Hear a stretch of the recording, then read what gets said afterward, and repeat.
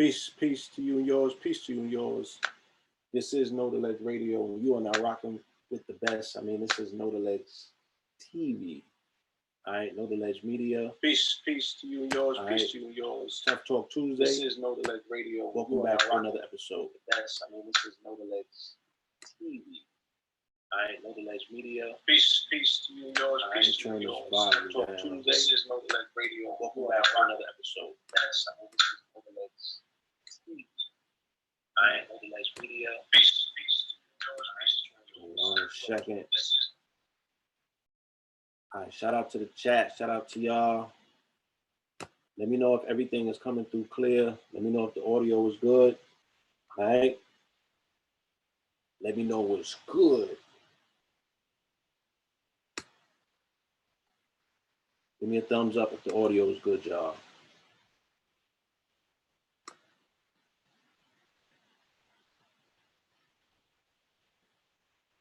Feedback? Okay. Let me see what I can do about that. Shit.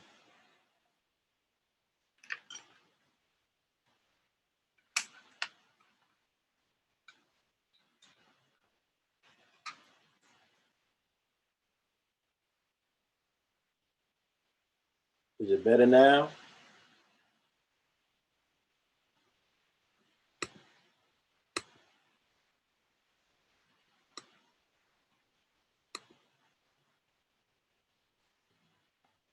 Y'all gotta let me know. Hold on 1 second. Get back in the chat.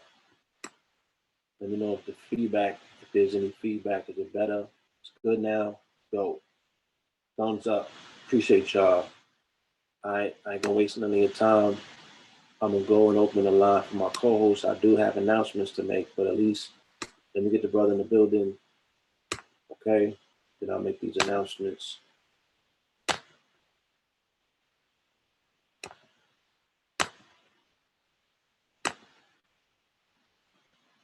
Peace, God. You in the building? Yo, can you hear me? Yes, I hear you clear. Can you hear me? Any feedback? Yes, sir. No, sir. You very clear. All right. So I'm gonna ask the chat if they hear you clear. Okay. You should be ready to go. All right. All right. Let me know, y'all. Everybody in the chat, you gotta let me know. Give me a thumbs up if he's coming through clear.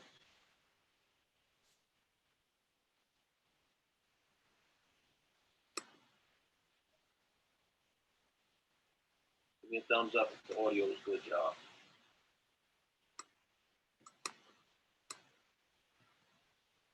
So, all right, give me some feedback. All right, I'm getting a thumbs up. Excellence. Yeah, let me know. You know, they got me on camera tonight. I ain't got to shape up or nothing. I don't even do this. Man, you got a mustache and everything. I'm weak as hell. You know what I'm saying? I don't even do this, bro. Funny. But you know, if you try to put your camera on, you let me know. No, I'm straight, bro. I like to fade to black, man. I'm gonna keep my Liberty? Yeah, I like the villain. I'll be Heath Ledger. You be the villain tonight. All right. Yeah, totally. I'm gonna let you rock the mustache. That is too funny. Too funny. Rocking my mustache, you know. Yeah, that is comedy, bro. Shape up. Yeah, we all yeah. I look degrees where I'm at. That is funny. I didn't need white beater. My shit is not even like icy white. My shit is 3 or 4 inches. I never seen you with a stash, so it's like funny, bro. Like that is cool. That's cool. That's funny though. Change is good, man. Change is good, man. Shit different. Shit hit different when it hit different. You feel me? Totally. Yeah. But shout out to the family. Shout out everybody in the chat as you're filling in. Let me hit you with some real quick announcements. All right, about some upcoming dates. September 8th, which is this coming Sunday. I will be in Atlanta, Georgia, on a Sunday at Ty City's Raw Reality. We're going to be doing a free event. All right. This is our give back to the community of Atlanta. Me and the brother Rod Cool are gonna be in the building, and it's gonna be our follow up to the Universe is Conspiring. It's gonna be a free workshop from the hours of 4 p.m. to 7 p.m. at the I Am Ascension Temple, which is located 1059 Ralph David Abernathy, directly next to Tassili's Raw Reality, which is one of the hottest venues in Atlanta for vegan cuisine. All right, so that's Sunday from 4 to 7 p.m. Shout out to my brother Well Done Promotions. Um, rolling with me on this. Shout out to the brother Rob Cool, the Cosmo Physician. There's gonna be free crystals. There's gonna be free food at this event and free entry. More importantly, so make sure that you come through Sunday, September 8th. All right. Then I will be co-hosting the next week at Tassili's on Saturday, September 14th for the Natural Mystic Fair, 5th Annual Natural Mystic Fair, Return of the God and the Goddesses. And I'm going to be co-hosting with Sharice Nicole. All right. And it's going to be at the backyard garden for Tassili's Royal Reality. This is Saturday, September 14th. All right. And I'm not stopping there. Um, we have to acknowledge the fact that we'll be touching down in the UK next month. All right, a month from now, today, October 3rd, we'll be getting in. Um, but we're going to be doing events from the Thursday, Friday, Saturday, September. All right, in London. We'll be putting up all of the information pertaining to that in the next day or so. All right, but I'm looking at this Sunday event. We're going to be on a panel in attendance with Her Royal Highness Queen Diambi of the Democratic Republic of Congo. All right, the Queen is going to be in the building. All right, and we'll be in the building as well. I think doing a panel discussion or something like that. So shout out to the Queen, shout out to the Congo, as we mentioned last week on Tough Talk Tuesday. Congo and Angola, Central Africa is going through an issue. Their rainforest is on fire. It's burning, and it's not getting a lot of press. Shout out to the family in Brazil. You know, after our last program, I did some research. I deep dived into Netflix series that was recommended to me, and it was called Green Frontier. Rakim, you there? Yeah, yeah, uh-huh. Yes. So I watched this Netflix special called Green Frontier, and it gave me an expansive understanding about the situation in Brazil, or it allowed me to have a broader concept in my own mind about what might be going on there. You know what I'm saying? Because I don't know for sure. None of us do.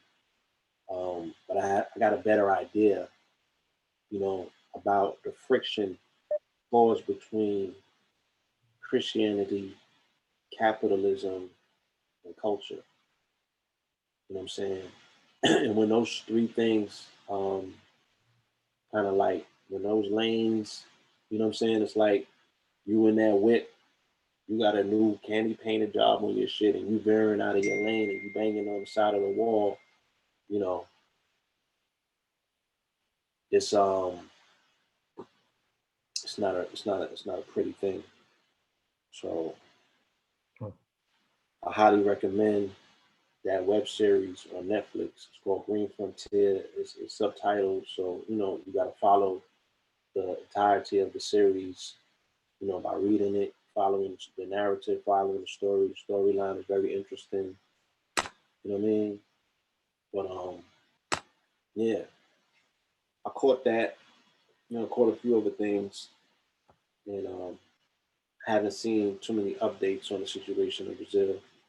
But it's a lot of shit going on. I seen Bahamas just got hit by a hurricane. Um, Shout out to the family out there. To the Bajan Massive, and I can recall last year this time when Irma and Maria was doing their 1-2 thing in the Caribbean. You know what I'm saying? I was in New York on the Parkway. Like niggas was partying hard. Huh, huh, You would never know there was a hurricane in their backyard. So I don't know if any of the New York people is in the building, but if you was on the Parkway, did the Bayesian floats and trucks take any moments out to acknowledge what the fuck was going on in their backyard in their home, or was it just party and bullshit like every Labor Day? huh. You know, and not to come down on my family because you know they say is they like them your people. You not foundational blue pill. Funny, too We funny, not foundational, nigga. Them your folks. too funny. So you know what I'm saying? Yeah, my folks they like jumping up and partying and shit. You know what I'm saying? Uh-huh, In the middle of conflicts, but huh, partying is necessary. Celebration is key. We've uh-huh, always done that. There's uh-huh, magic and there's power in it. uh-huh, You know what I mean? uh-huh. It just would be like carnival season all year round in different places. So, we never made it to Brazil, bro. We never made it to Brazil. Never made it to, bro, bro, before we even get in it, let me do something real quick. So we never really told people, how you and I met or whatever back in 2014. But let me tell the people, what I'm saying, why I reached out to you. So this is 2014, and this is when you and your brother was going super hard on, the ledge, and I thought you guys were unique, what I'm saying, in terms of y'all are twins and y'all different, but y'all the same. Y'all pretty much be on the same wave.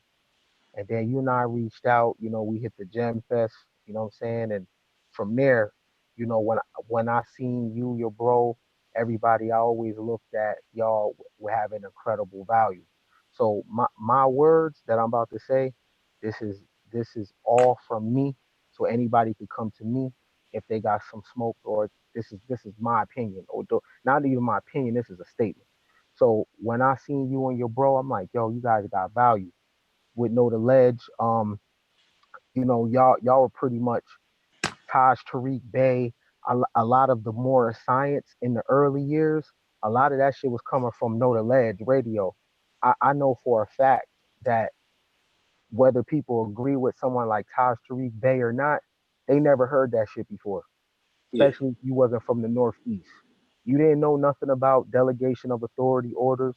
You didn't know about venues and jurisdiction because the conscious community never dealt with law.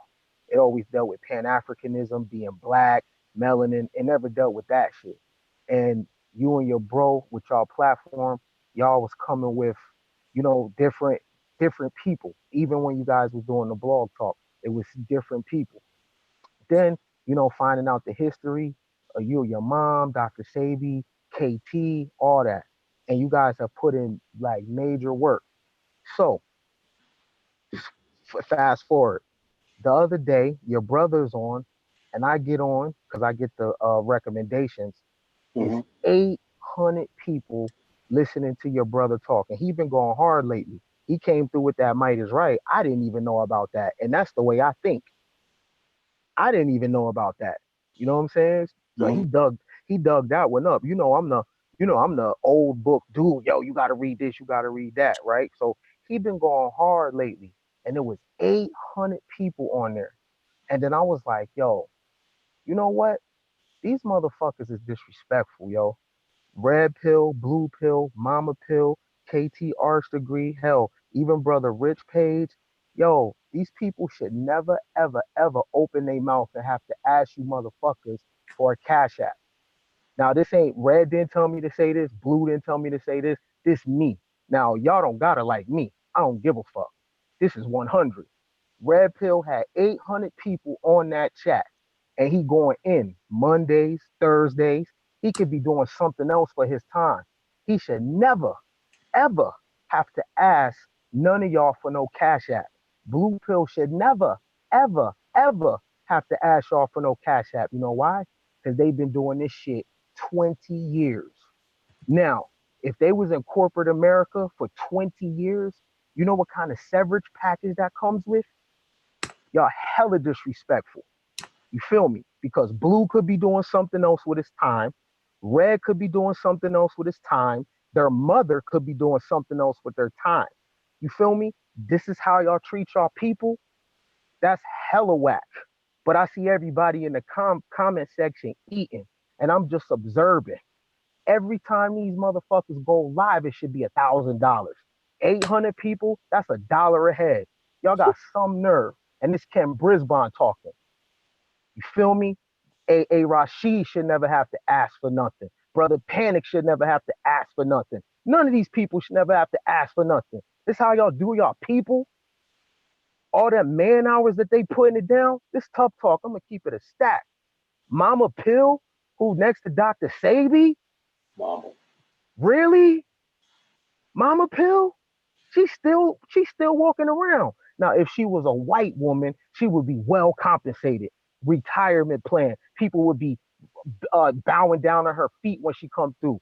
She would never have to pay for shit. Foundation built in her name. Huh? She would have a foundation built in her name with an endowment.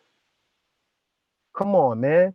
This is a woman that's sitting next to Dr. Sabi, but fucking with y'all.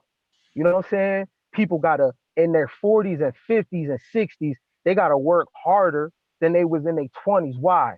Because y'all leave y'all peoples hanging.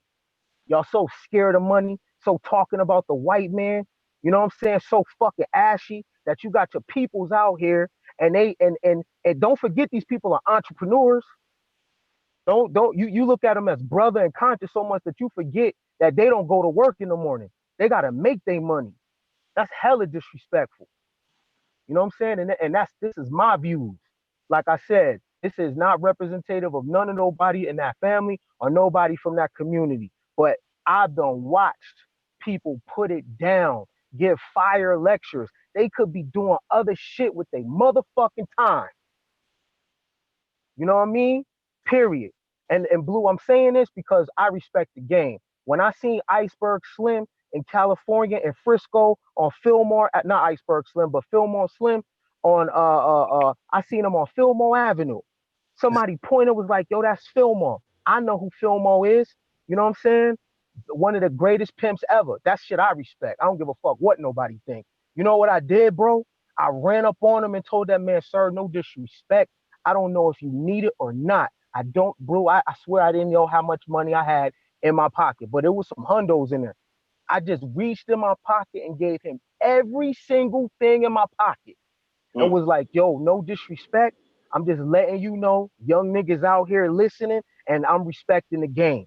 You can wipe your ass with the money. You can throw it away. I don't give a damn what you do with it. But I just want you to know that there's some people out here with some straight fucking respect.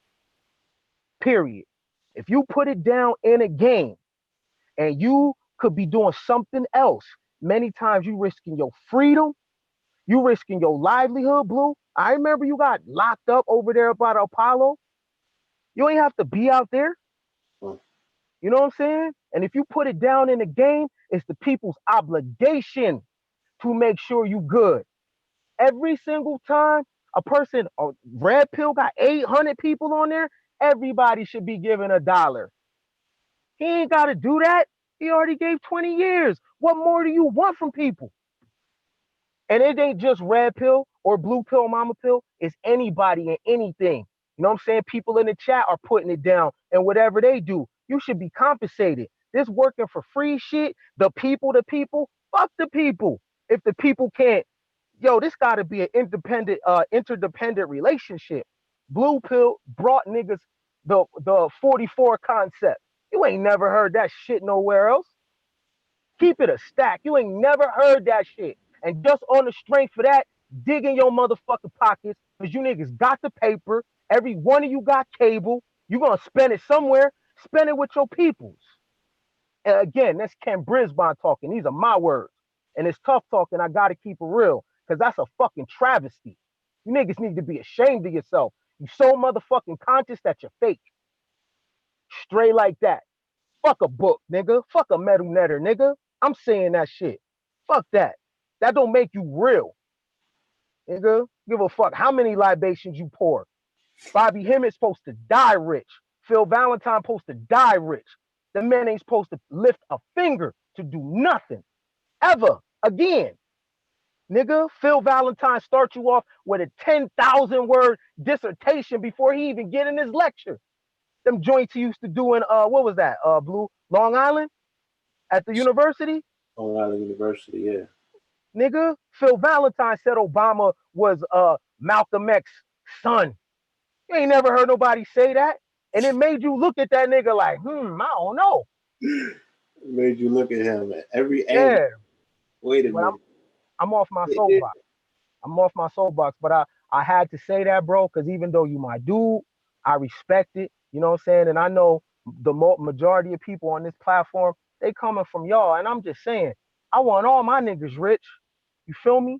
I'm all, and cause y'all got value. And I'm glad y'all going to the UK. I hope you niggas stay over there. For real, for real. Don't come back fucking with these niggas. Cause they ain't got shit for you, dog. And when you turn 60 years old, ain't finna be no retirement plan. You know what they gonna do? Go to the next lecturer and suck his game up and not give that nigga nothing. Fuck out of here. Mm. But that's my soapbox. Niggas need to be ashamed of yourself. And you ain't got to fuck with me. I ain't trying to be none of you niggas friends. It's tough talk, nigga. I got my own wave. Fuck out of here. But that's it. But yeah, about the Amazon and all that, yeah, that's crazy, right? Yeah, man. Amazon and shit. You know what I'm saying? Yeah. Oh shit. Niggas hitting that cash app. That's what's up. I mean, shit, they need to. You got value, bro. You a smart dude, bro, and you genuine. You know what I'm saying? And you really got you and your brother, your mother, y'all got love for the people. I think y'all crazy as hell for that shit, cause I wouldn't. But yo, y'all got love for you know what I'm saying? Y'all gotta be confident, cause that's real, and nothing I'm saying is wrong. It ain't about me. But I'll give my friends they flowers. You know what I'm saying? You, your brother, your mama, y'all ever in my area, y'all don't got to pay for a motherfucking thing, and you know this already. You Yeah. know what I'm saying? I'm just saying though, the conscious, whatever this community called, it got to start dealing on some real shit. Like Pac said, you either a rider or you a punk. You either real or you fake. And it's fake that, yo, you and your brother should be able to go anywhere in the world and your mama be taken care of by the people. If nothing else, she's supposed to have $10,000 a month from the people. It's thousands of people. Everybody, one person don't gotta fit the bill, but this is how you do your people. But then y'all call somebody a slave. Like, why would somebody want to leave the matrix? Because guess what? I No, could go work for the white man and I'll be taken care of. not a slave, a sellout. A sellout. A Yeah. sellout.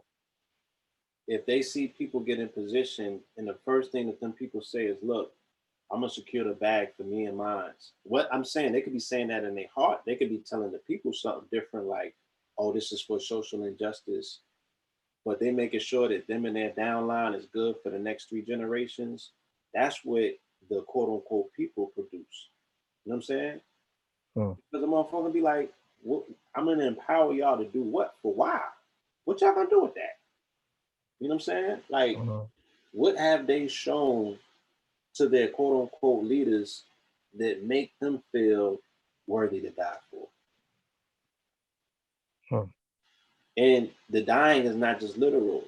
You can die by putting your neck on the line, your career on the line, right? You can have a career death.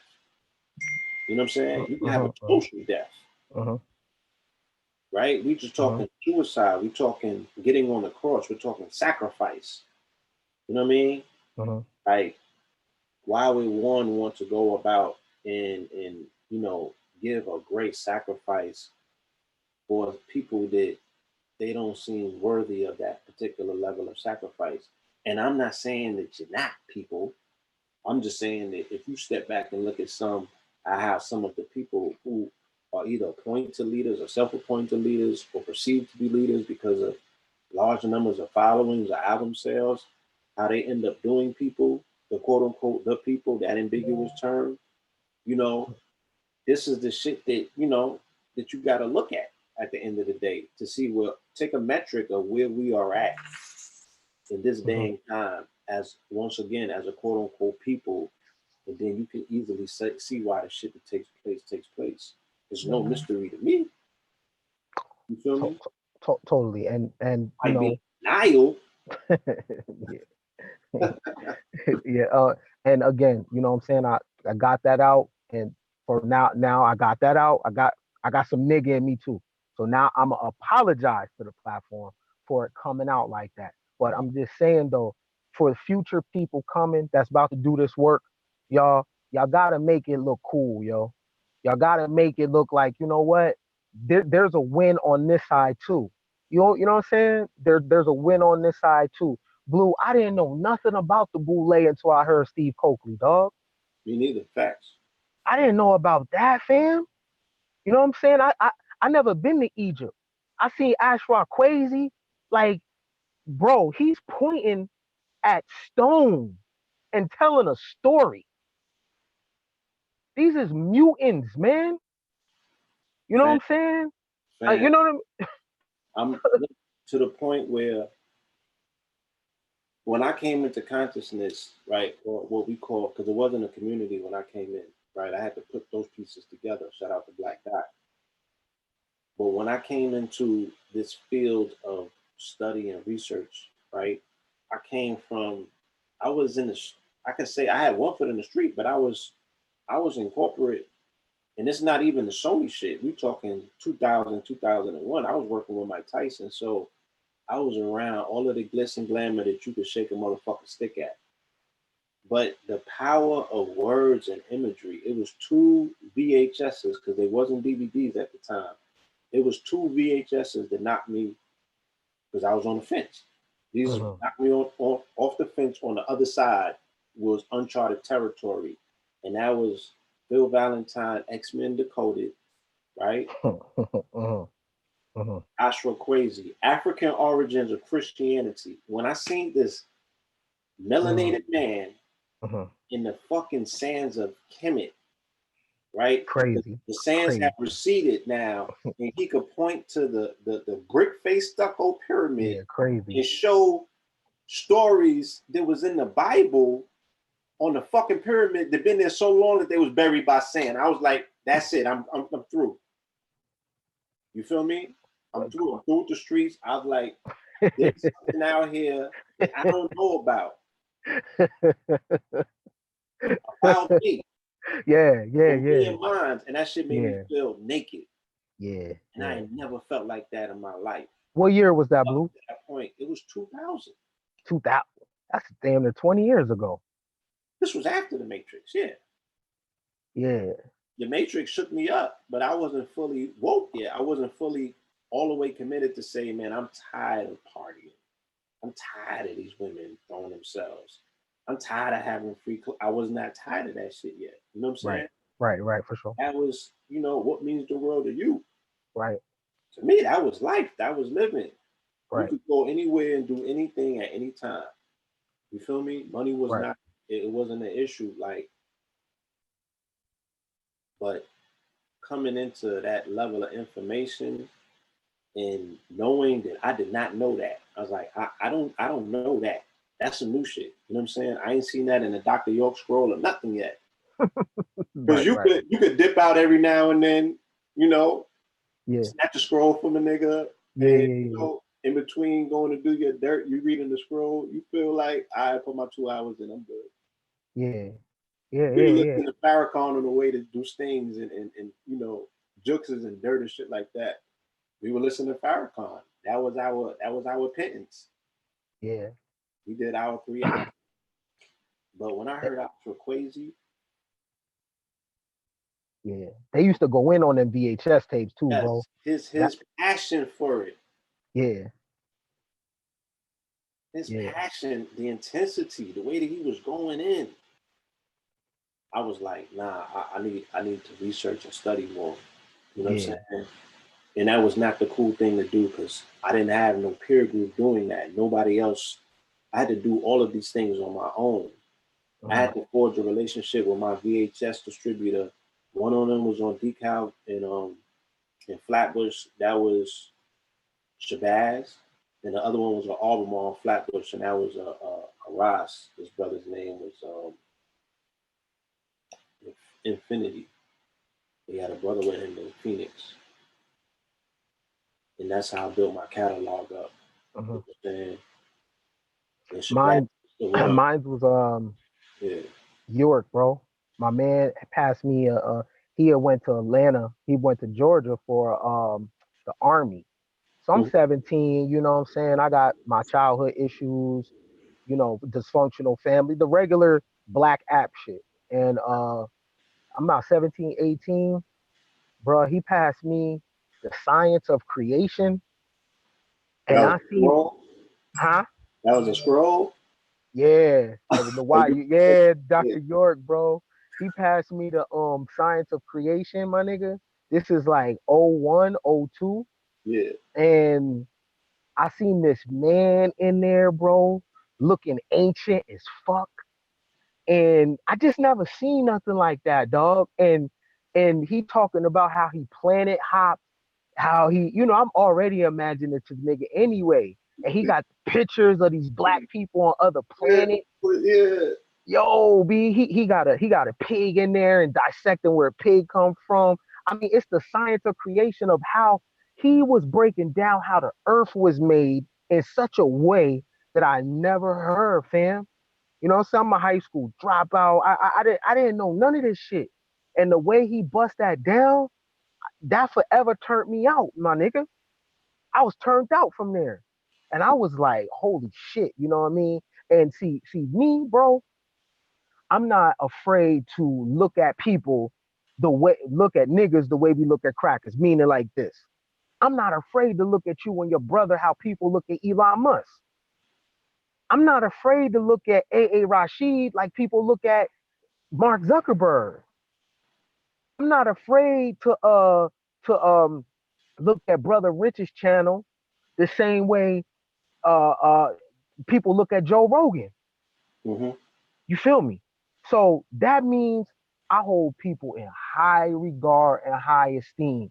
And I ain't gonna wait till niggas die to be like, yo, they them ones.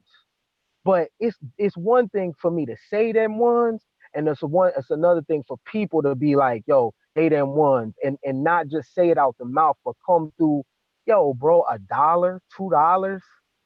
You know what I'm saying? That's it, 50 cent. Break yourself, niggas. What you think this? Yo, game ain't free. This is the thing about it, right? The mystery school. This is what's bad about the information being wide open.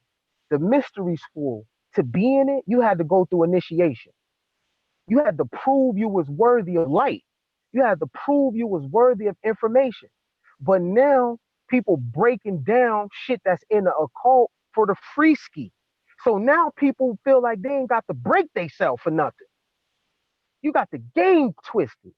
You do gotta break yourself. Cause I'ma break myself for the game. If it's some shit that I need and whatever the ticket is, I'ma figure out how to get the money, or I'ma break myself with whatever I can give, my nigga. If I don't got money, then I'ma try to do it in some sweat equity. Let me hand out some shit for you. Let me do some shit for you. I ain't too proud for that shit. You know what I'm saying? And I think what happened in this so-called community, some real vital things was missing from it. The realness was missing from it. Niggas was so metaphysical and so enlightened, and so I guess the system left a bad taste in their mouth that they forgot regular day to day how to handle each other. You feel me? That's important, B. You see Mama Pill walking, look at Mama Pill the same way you gonna look at fucking Oprah. What you think this is? What you think this Dr. Sabi was supposed to be retired? If he was a white man, this and I have to put it like that so people can see it like that. If he was an elderly white man, he would be equivalent to L. Ron fucking Hubbard. And it would be your majesty when he walked through. See, the thing with niggas, we don't know protocol and we don't understand hierarchy. You feel me? We think we all on the same level, and that ain't fucking true. No disrespect, but Mama Pill ain't on the same level as y'all. And that's real. She paid her fucking dues. Red and blue pills not on the same level as you. And ain't nothing wrong with that. Because some of y'all ain't on the same level as people. You got to pay your dues in the game and you rise up. And yo, it ain't saying that you know what I'm saying, your shit don't stink too. It do. But I'm just saying though, just on some day-to-day protocol shit, the gangs have it, the government have it. If you go in the military, there's lieutenants, there's generals, there's higher ups. But when it comes to niggas, we all feel like, you know what I'm saying, we can all say that, you know, we all can sit at the same table. That's not how it was. Nigga, kids couldn't sit at the table with grown-ups. Remember that? I'm just saying though, you know, and it hurts my heart. And it hurts my heart that a lot of these people that have done this work, it hurts my heart that they don't got a little Ken Billions in them. Because if they did, they would have chucked you niggas the deuces a long time ago and found a crowd that supports them. Because guess what, Blue? Abraham Hicks ain't worried about none of the shit I'm talking about. You know how much it costs for an Abraham Hicks cruise? 7 racks. And guess what? People doing it.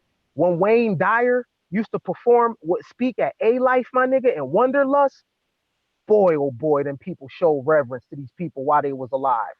Facts. Oh, that's Wayne Dyer. They came with gifts in hand. Oh, that's Zig Ziglar. Oh, that's Jim Rohn. Oh, that's Bob Proctor. Look how they handle their people. Because if it was me, I would tell Red and Blue Pill, fuck these niggas, go talk to white people. Because for one thing for sure, two things for certain, you ain't gonna die poor. Yeah. Not with the information y'all got. They gonna make sure y'all good. And I'm just saying though, you know what I mean? Respect the game. You know these people saying some shit you don't know, and they doing some shit you can't do. So respect the game. Just respect the game. That's all I'm saying. Respect the game, yo. Because these niggas, they put it down and they earned that shit. They earned that shit. They earned it. So respect the game. Yeah. Red made it possible that that'll never happen. Nah.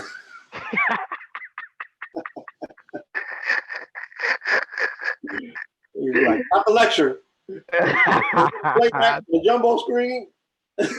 Too funny, yo. 2019, you know what I'm saying? Deep decoded lecture. You know what I mean? That's too funny. That's too funny. We're gonna have to go to the Truth and Reconciliation. You know what I mean? You know what I mean? And it just it ain't just Red and Blue Pill. It's some people in the chat. I don't know the people in the chat, but I'm sure it's some exceptional people there too. And a lot of times, you know, you get exhausted in the game. You know what I'm saying? You get exhausted in the game. And all I'm saying is, yo, I know we all got our own things. We got our own dysfunction. We come from shit. We ain't did counseling, but the game has to be respected, because if not, then the people coming behind it, they not gonna do this, because they gonna see how you handle them. Right. They gonna be like, fuck that, nigga. Look how you did this, man. So if you want to carry on tradition, then you have to create something where you make talking about the information cool. You make Pan-Africanism cool. Pan-Africanism gotta look cool, yo. You know what I'm saying? Metaphysics gotta look cool. You know what I mean? You gotta create a thing for each other and protect it and hold that shit down. You can't tell me that the crackers respect the game more than niggas. I thought we was the oldest people on the planet. So that means we invented the game. If that's the case, you know what I'm saying? So I'm just saying though, you know what I mean? Respect the game, because these people put it down and they exceptional. And yo, you ain't too cool to be like, yo, them niggas is legends. Say it. It's all right. It's all good, nigga.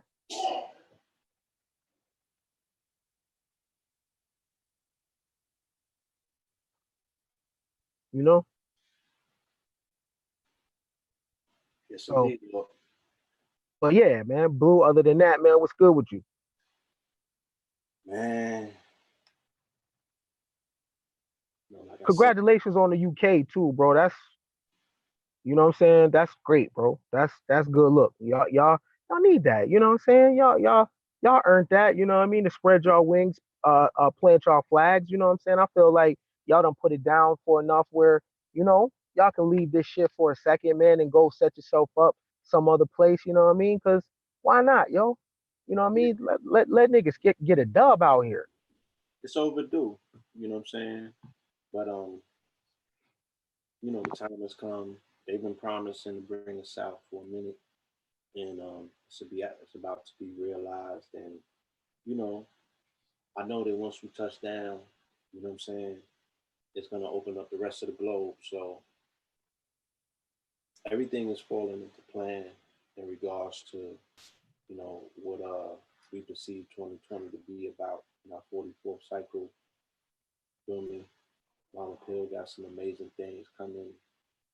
Like you said, it's really gonna put things in perspective in regards to her life and her legacy. You know what I'm saying? I see KT working, doing his thing.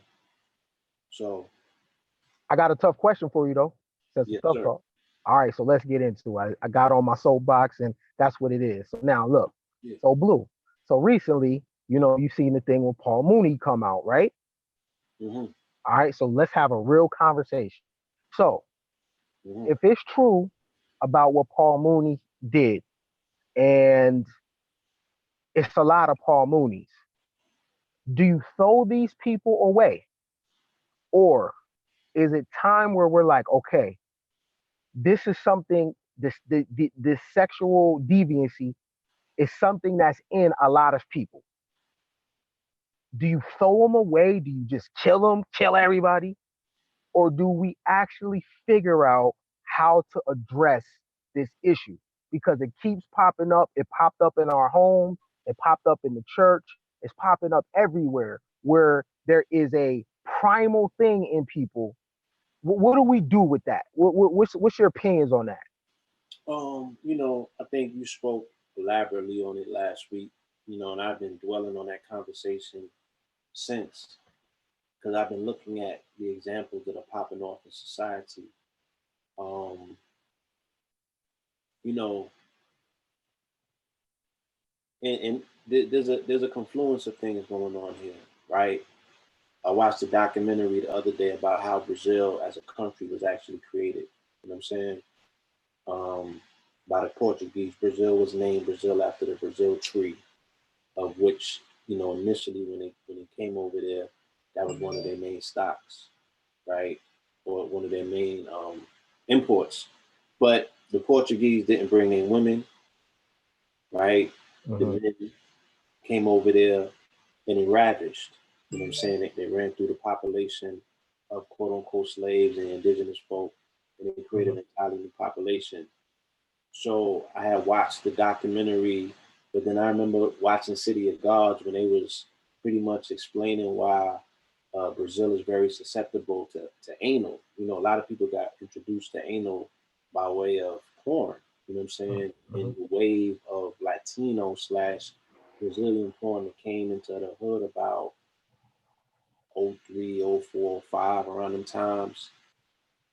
And I mean, initially, you know, Little Kim had name dropped it and what have you. She was taking in the buns, and then people started catching on to the visuals.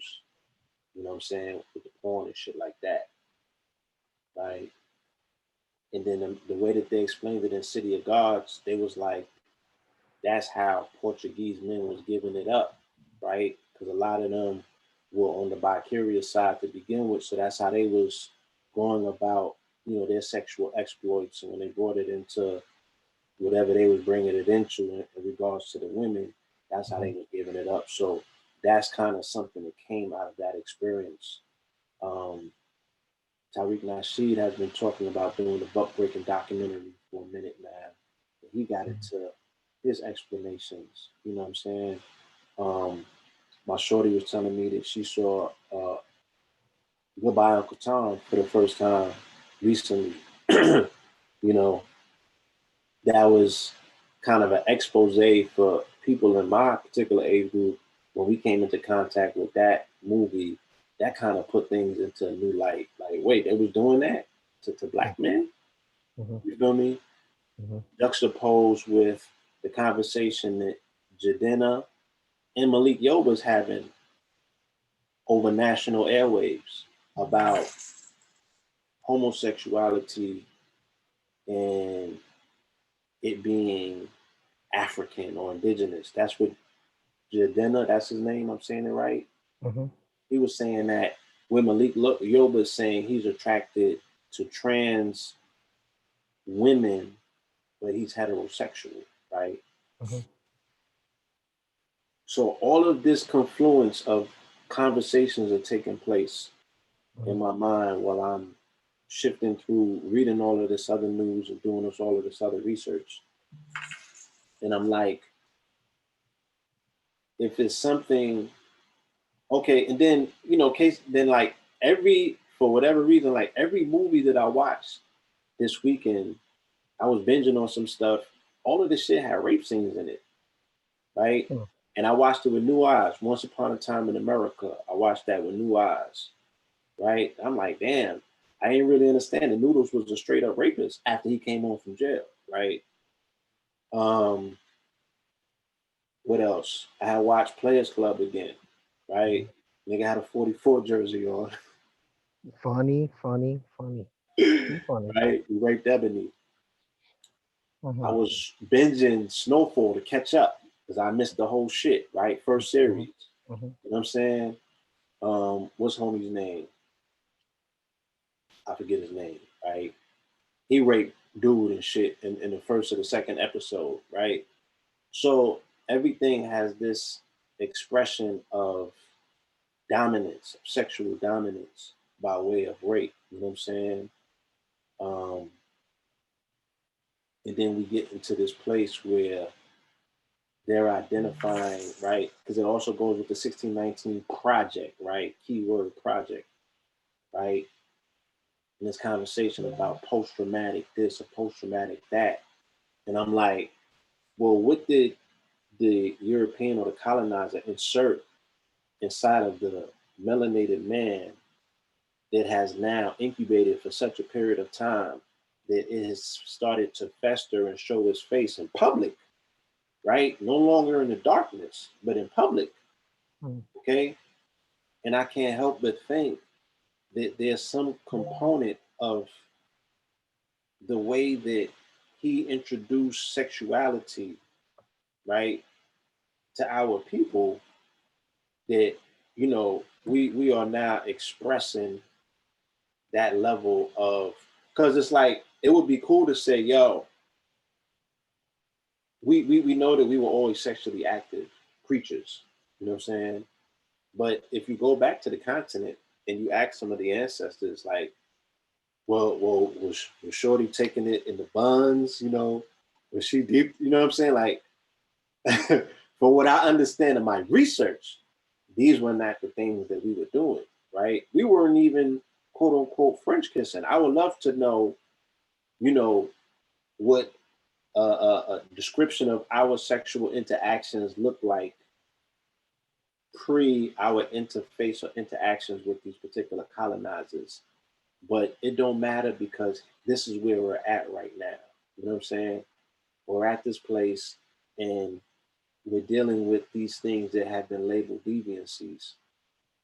You know what I'm saying? We understand it to be a power dynamic. You identified it the other day as being primal, you know what I'm saying, in our Mm-hmm. nature. Um, and once things go primal, right, then what are the parameters on where this shit's supposed to go? Because that's kind of like to suggest that, well, there are no parameters. You know what I'm saying? Anything and everything goes. And that's kind of like the world that we live in right now. So if we was to start cutting throats, right, it's the same thing that's being said about if people keep calling for justice, you know what I'm saying? And the angel comes and delivers swift justice, nobody's gonna be left standing. You feel me? Mm-hmm. Mm-hmm. It's gonna be very bloody out here, and nobody's gonna be left with a motherfucking head on their shoulders. So, like, how do you go about? And this is serious and it's important because I walked away from the conversation and I thought about this whole aspect, and this is when I started watching the documentaries because the documentaries, you know, dealt with our primal self, our primal nature, right? And the fact that, like you said, if these parameters were not set in society, would we naturally follow them? Let, So I was looking at the indigenous people, hmm, you know what I'm mhm, saying, hmm. in the Amazon and the way that they went about doing what they were doing. You feel me? And there were certain precepts and dictates and everything that was set in place based on tradition Hmm. that they were following. You know what I mean? And outside of that, you know, there's things that they would never get into or never explore because that's just not part of their particular orientation based on how they was raised. You understand what I'm saying? But when those things fall away, you know what I mean, and the person starts wandering and you know what I'm saying, and trying to figure shit out on their own, or they come into contact with another group that says, "Oh, well, traditionally this is what we do and this is how we do our thing," and they start introducing them to those traditional customs. You know what I mean? I think, especially when people speak of the indigenous in Africa, I always wonder if it's true that 100 and something million people were grabbed from West Africa. Well, how many people were in Africa at that time, right? What was their population? And we speak of the African as like one thing, right? Or people in South America as one thing. There are groups of people and they're not all the same. And what changes people is drugs, right?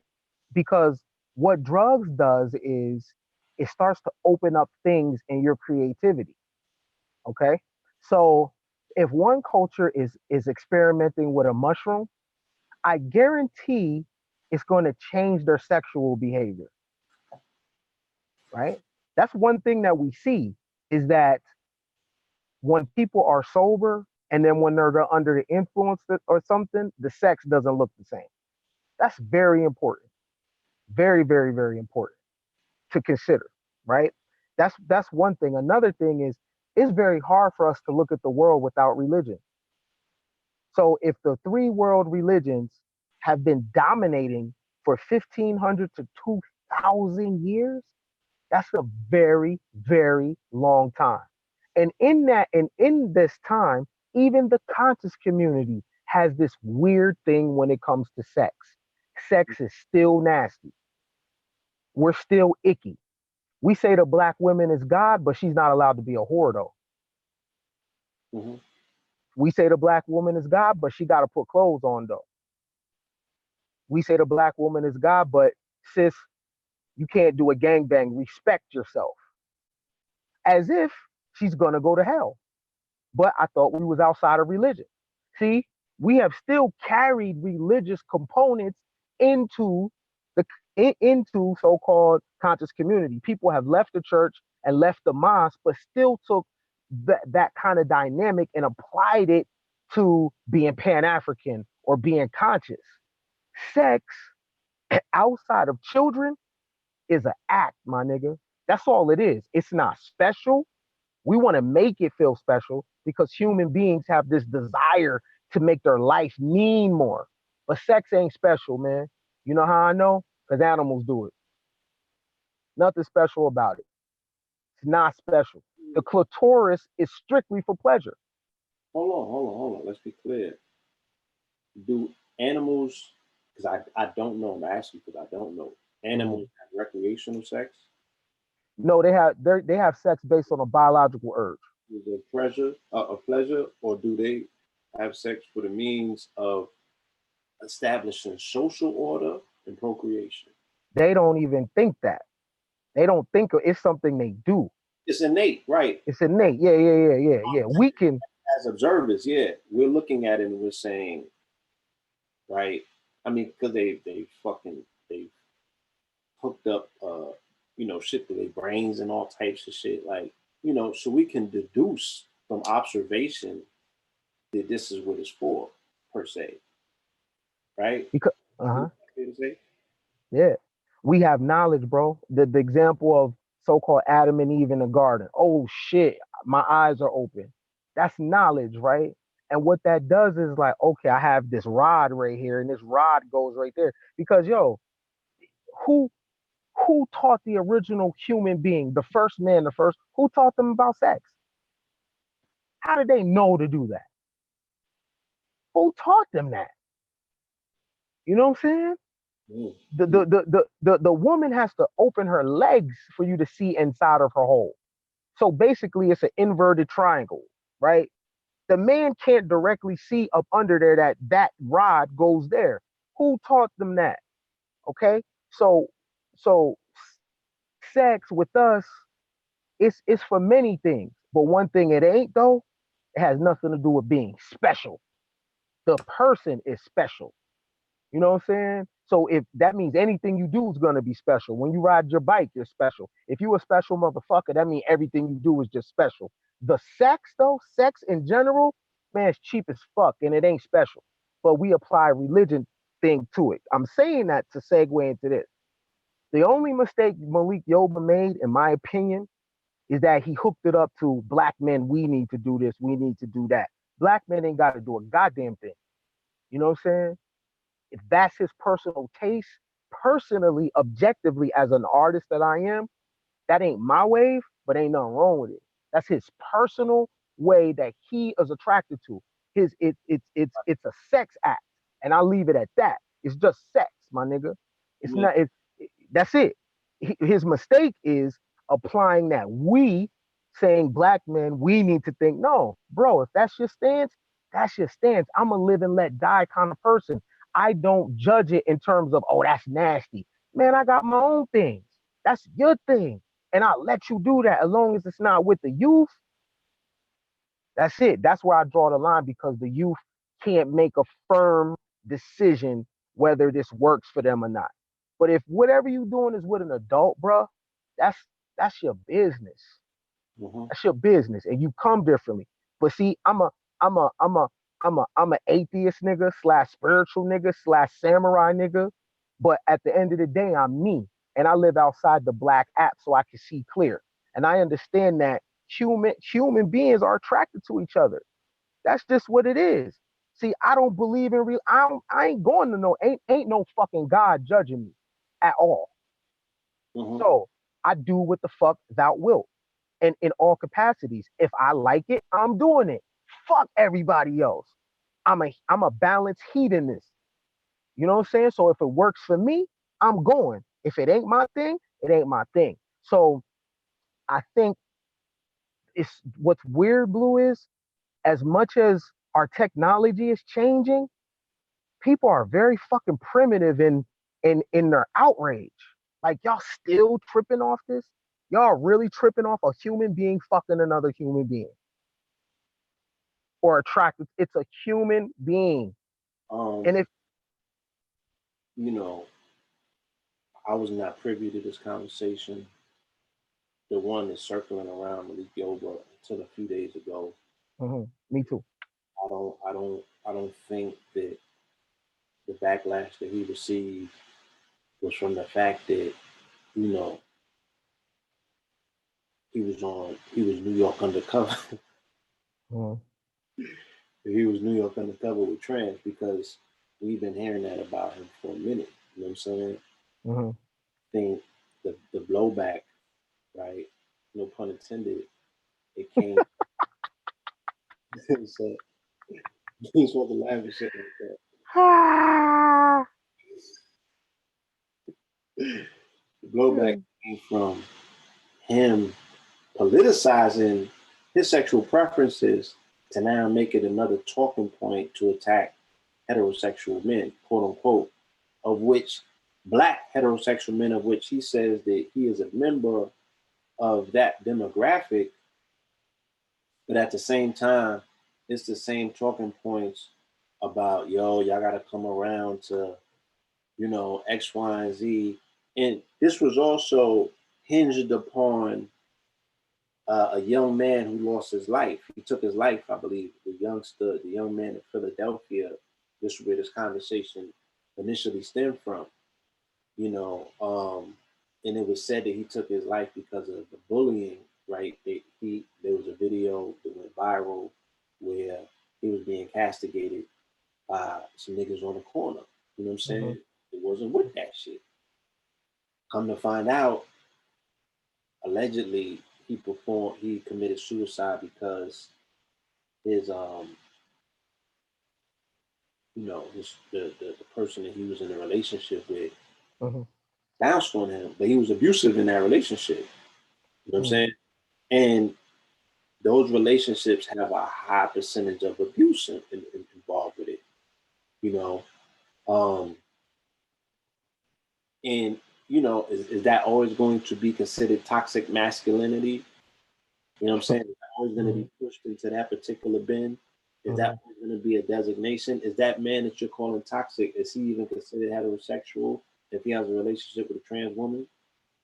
You understand? So, I mean, it's just these accusations and the way that people try to come about making sense of this shit, it all ends up sounding and being fucking weird at the end of the day. And hey, I'm like, hey, I understand by me taking the litmus and the temperature of society, that's where we at right now. You know? And when you're talking about the religious aspects, I mean, like the society that we live in, right? I often talk about the fact that when you have been marketed something for so long successfully, it becomes a part of you. You're ingrained. You really have to take a fucking pill to break out of that matrix. You get what I'm saying? So with all that being said, it's like sans religion, right? Put religion to the side. You walk away from religion, all right? But there's still an aspect, right? And it comes in play when we're talking about here's going to be the issue, right? When we're talking about our humanity. Now, everybody's not a fucking occultist. So everyone does not understand the divorce. Everyone ain't there yet to understand the divorce, right? From humanity to say, me divorcing humanity, that's my ultimate freedom. Right? And with somebody's humanity, that's where morality comes. And that becomes the issue. So that's what you're talking about. It's not more so about the religious indoctrination as much as it's about humanity / morality. You made a great point right there, because I speak from a perspective of divorce, right? I Well, speak from a perspective of divorce of humanity. What yeah, that and what that means is I see things from another perspective, whereas I don't squirm at a conversation like this. Cause yo, listen, the illest shit that I've ever heard was something that Bobby said. And he said, quote, I will go anywhere knowledge takes me, even if it's back to the church. mm, Bobby Hemmett, when he said that, I was like, you know what? I'm in it for knowledge. So that means if I have to squirm to know, to be in an uncomfortable conversation for the purposes of knowledge, I'm not looking to agree. I'm not looking to be comfortable, yo. I'm looking to challenge my own stance on things. I want to be uncomfortable. How else can I grow? How else can I develop? I'm in it for the challenge. Blue, I already had a baby. I already got married before, bro. I already had a crib. I already had a fucking Benz. My body count is stupid, nigga. Stupid. And it was all baddies. Well, not all of them. I'm lying. But at least after 21, I haven't took one for the team in a long time. Put it like that. But I ain't gonna sit up here and act like they was all. But for the last 15 years, sevens and up for sure, right? But I'm just saying though, everything that I get in my life from here is extra. You feel me? So with that being said, I want to know, even if I don't agree. So I'm not quick to throw Paul Mooney away. I'm not quick to throw Malik Yoba away. How he went about it, I don't agree that it's a black man thing. So he had to frame it like that so he didn't stand by himself. But I'm a stand by myself type of nigga. I don't give a fuck, homie. You know what I'm saying? My mama didn't love us.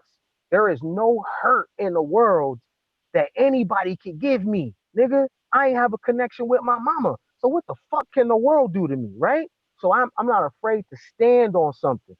Fuck what niggas talking about. Who gives a fuck about niggas, right? I think we're at the space now where we have to have these uncomfortable conversations. Oh, What so is it inside of the people that want to express this? I don't know if it came from a cracker. I wasn't alive 2,000 years ago. Africa got 1 billion people in the world. In their country. I highly doubt that people was just doing missionary position. That's just immature to assume that when it comes to everything that it's just the white man. You know what I'm saying? He was the sex person. He was the this person. Come on, man. I'm not even gonna minimize the Afro. I'm not even gonna disrespect them like that. I'm gonna give them y'all the creator everything. It's more respectful like that.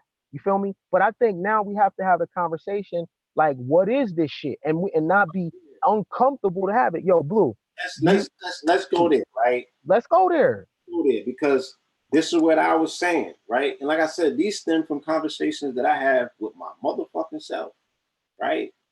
So I'm like, we don't fucking know, right? We don't know our history, right, as it pertains to who we are and what we were 400 to 500 years ago has been thoroughly fucking erased.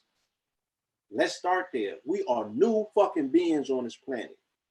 Okay? We don't know what the fuck we ate when we was back then. We don't know how the fuck we procreated back then. You know what I'm saying?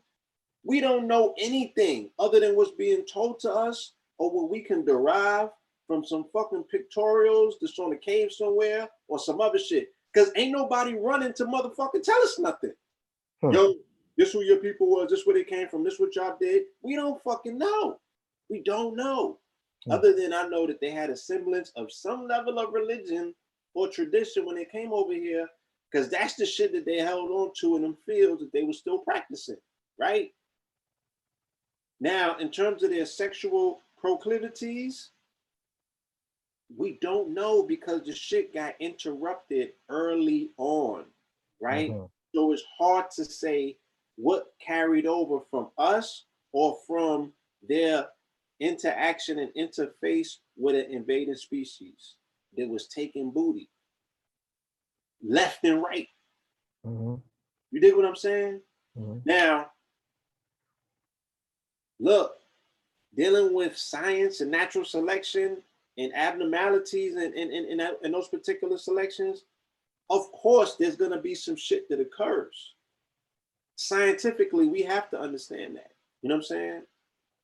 Was it a society? Was it a fucking culture? Right? Was it something that the community at large turned their back on and was like, oh, that's just over them. That's them over there, right? Doing things for fucking pleasure. I have a tendency, based on my research, to say that's not who we were as a people because we weren't doing things simply for pleasure. What people are you talking about? I'm talking about the people that we derive from on a continent. I mean, be clear though. So, like, say some names. You tell me this tribe wasn't like that, and that tribe was. Who are you talking about? For example. The elders that I sat down with and I Mm-hmm. asked questions of, they were of the Yoruba persuasion. Okay. So I don't know whether the Igbo come under that designation, the Ifa. I don't know all of the tribes that come under those particular designations, but these people have kept records that go back thousands of years that are still intact. You know what I'm saying? When you go to get a reading and they go into the Udu and they start going back thousands of years, you know what I'm saying? There's records of damn near everything. And there's stories that are told to me based on those records to say, yo, this is what this was, and this is how that was dealt with. This is what this was, and this is what this wasn't, right? And I have nothing outside of my cellular memory to combat what's being told to me. Even if the person interpreted it and telling it to me is spinning me, because I can't read the shit that's written. You understand? On a smaller level, how the hell would someone know what each man is doing with his wife? Because let's go into ancient times. There's no press, there's no newspaper, bro. There's no TV. So people minded their business. So how would somebody know how other people are having sex? The reason why I'm saying that is, my nigga, at 5 I was humping. Yo, I didn't see that nowhere, my G. I didn't see that nowhere, fam. Right. I was interested in sex when I was born. From the gate, nigga. Always been like this. You Fact. feel me? So I'm the only human being that ever existed that was like this. Well, but what I do know is, when you apply culture onto a people, what it does is it starts to control their individuality. So it's not that people didn't do it. If you did, it had to be kept secret in the name of culture. Mm-hmm. Because who's in control, right? So whoever is in control sets the tone. Like I said, I was having a conversation with myself based on my observations, and I said, what? When you strip away the precepts and the parameters away from a society, then you're going to really see man's primal self come to the surface, right? So the things that may have at some point had an opportunity of being part of the historical record never got the opportunity to become part of the historical record because those people were not allowed to necessarily be their primal self, even in a primal setting. Those Uh-huh. primal settings still had parameters and precepts, right? Uh-huh. So, I'm just making my observation based on what we have today to deal with, right? Because I could only really truly observe what I could only really truly see. And I'm only seeing a portion of that same way that we see light, is seeing a small fraction of it. So I only, in honesty, know 100% of me because this is the only person that I've been with all the days of my life, right? Hmm. Everything else is somewhat hypothetical. You know what I'm saying? Because you only Uh-huh. see what somebody wants you to see. Totally. You feel me? And Totally. the majority of us don't have the stomach to go in other places to see the other part of this shit that you really don't want to see. Right. See, Right? I want to see that shit. I You, want to know. you just ain't got it like that. You know what I'm saying? Yeah, yeah, I've been yeah, incarcerated. There's some shit that you don't want to see. yeah. Totally. You know what I'm saying? There's some shit that you don't want to see. You feel me? Where Yeah, you yeah. primal man is a motherfucker. It's a motherfucker. So Blue. So look. So let's keep the term of the primal man.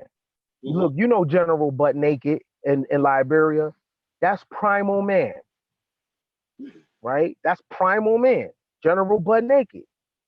That's he didn't get that from no European B. That is primal man. Now there's types of man, but that's primal man. In when you look at the history of the samurai, the Bushido, the samurai, their origins was the best warriors in a region, but they were savages. So they needed to come up with a knowledge system that can civilize their behavior, right? That's all religion attends to do, is civilize man's behavior.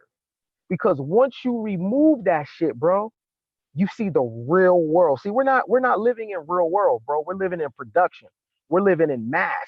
And every now and then, that primal shit, man's true nature, because you're an animal. If you're a spiritual being having a human experience, your human experience is a animal experience. You shit, you're hungry, you want to have sex, nigga, you're prone to anger. None of that shit is of the spirit realm. That's all shit that happens on earth.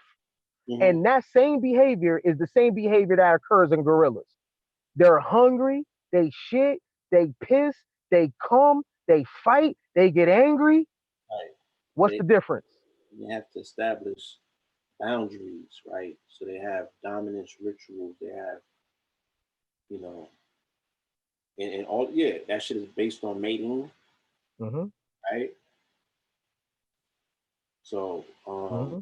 the difference is a small percentage of your brain allows you to be rational, right? Mm-hmm. You're a fucking smart animal.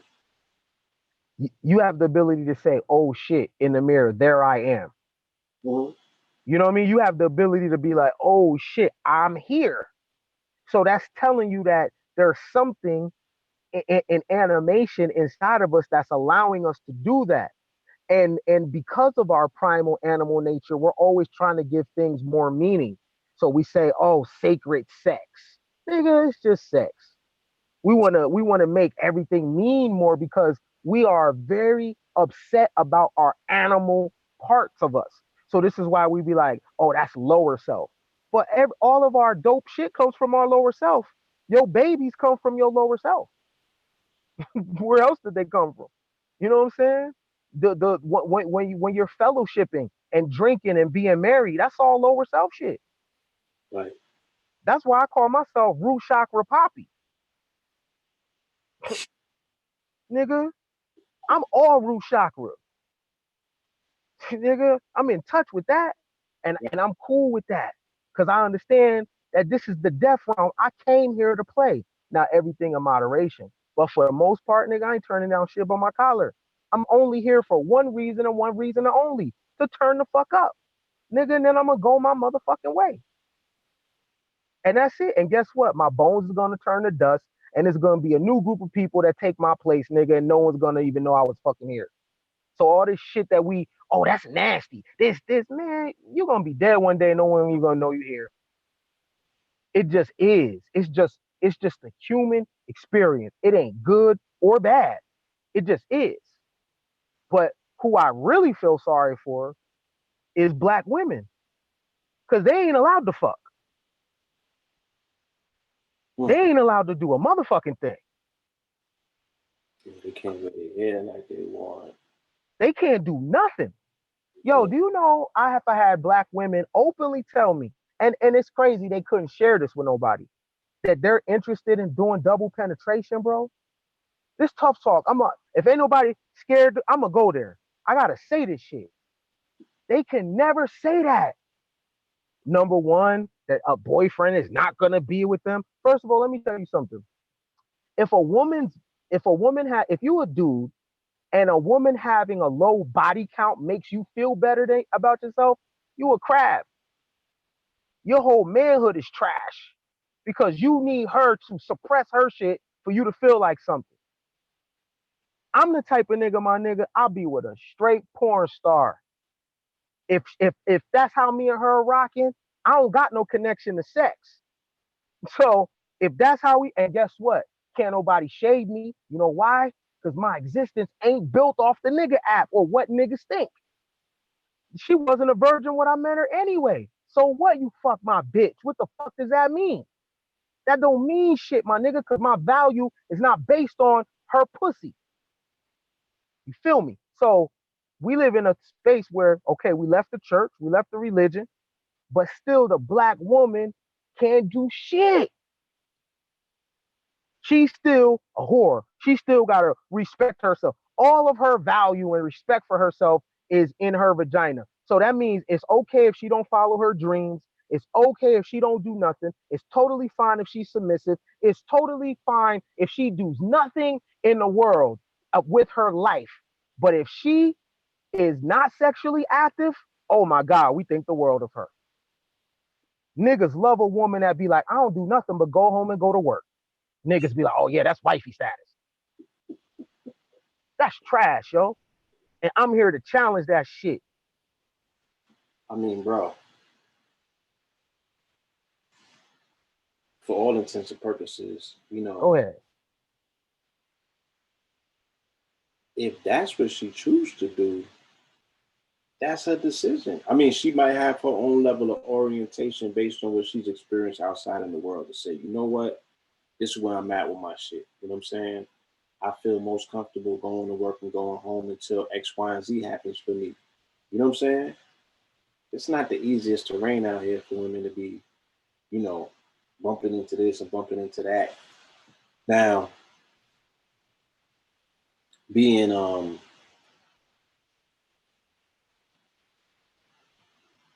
I don't even know what the words these days is, but you know what I'm saying? Because we can't even use those words to be like, oh, when Kim and them came along and they said, oh, this is being sexually liberating. And I mean, you know what I'm saying? That those terms have gotten beat the fuck down since then.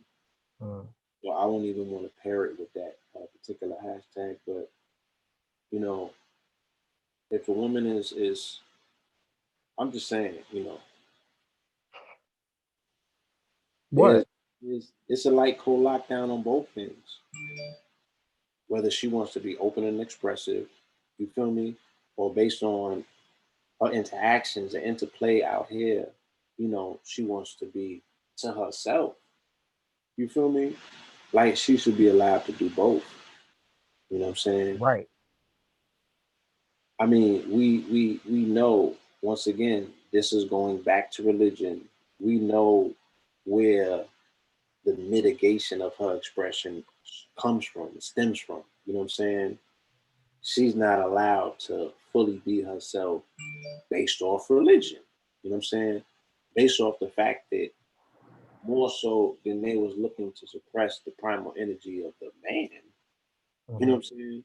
They were Hmm. looking to suppress the primal expression of women first and foremost. Hmm. Because the church needed to steal everything that you did and make it their Hmm. own. And assign that shit to the ghosts and all of these other elaborate figures that they came up with.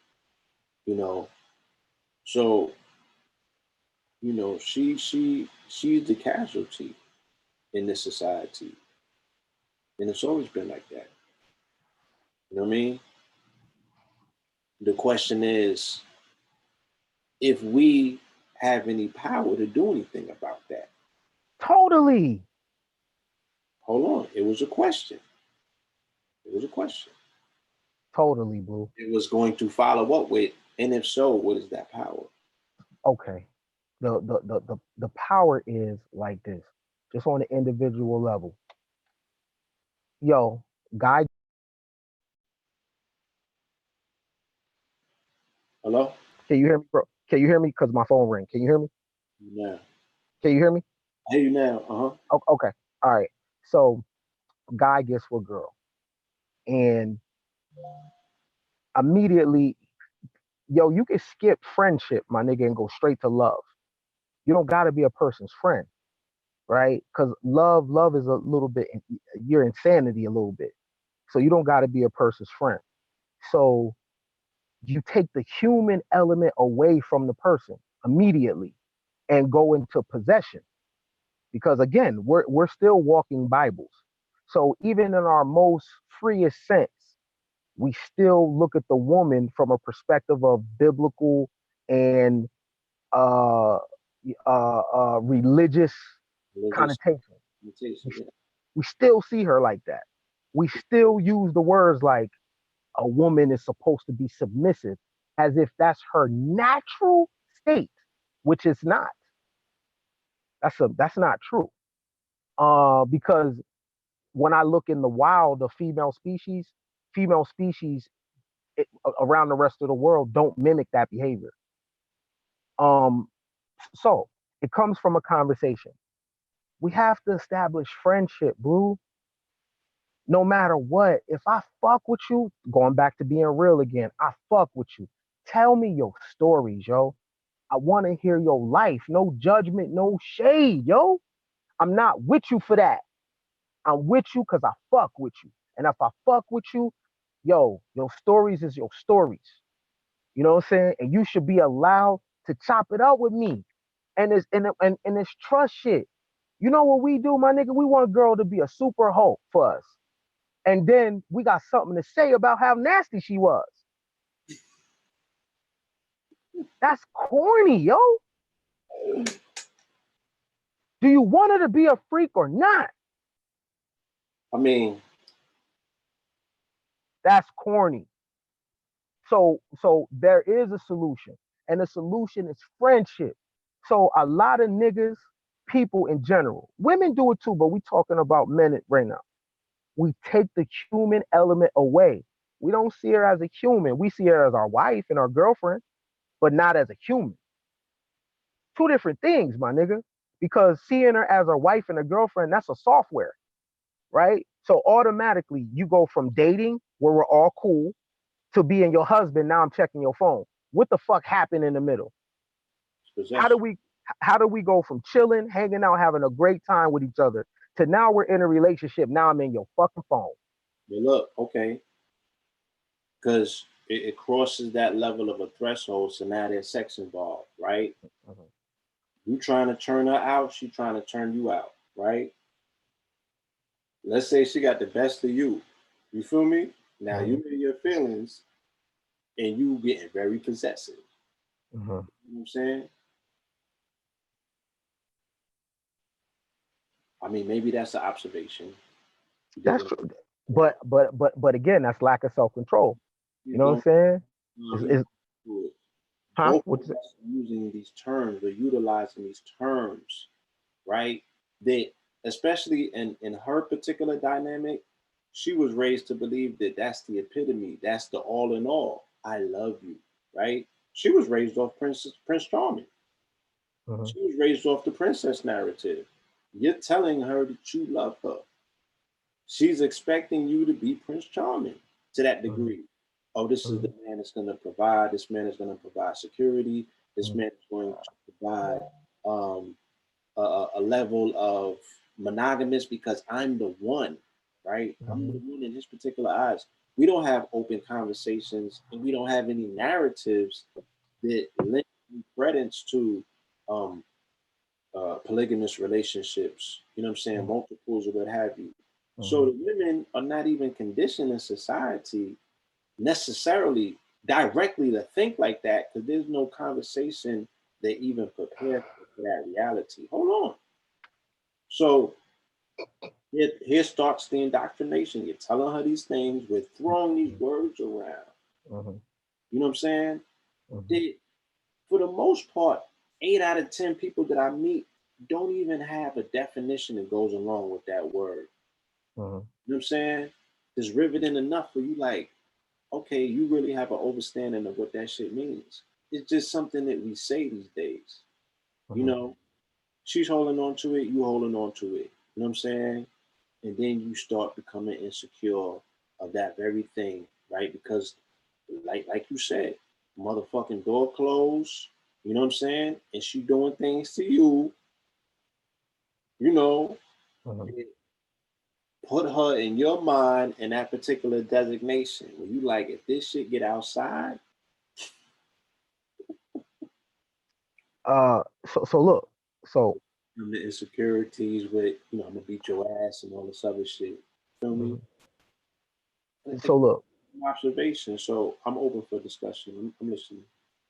so just real quick, so I'm having an objective. Okay, so just so you and I are having an objective conversation. Now, people don't know the conversations that we're having on Tough Talk is the conversations that me and you have privately.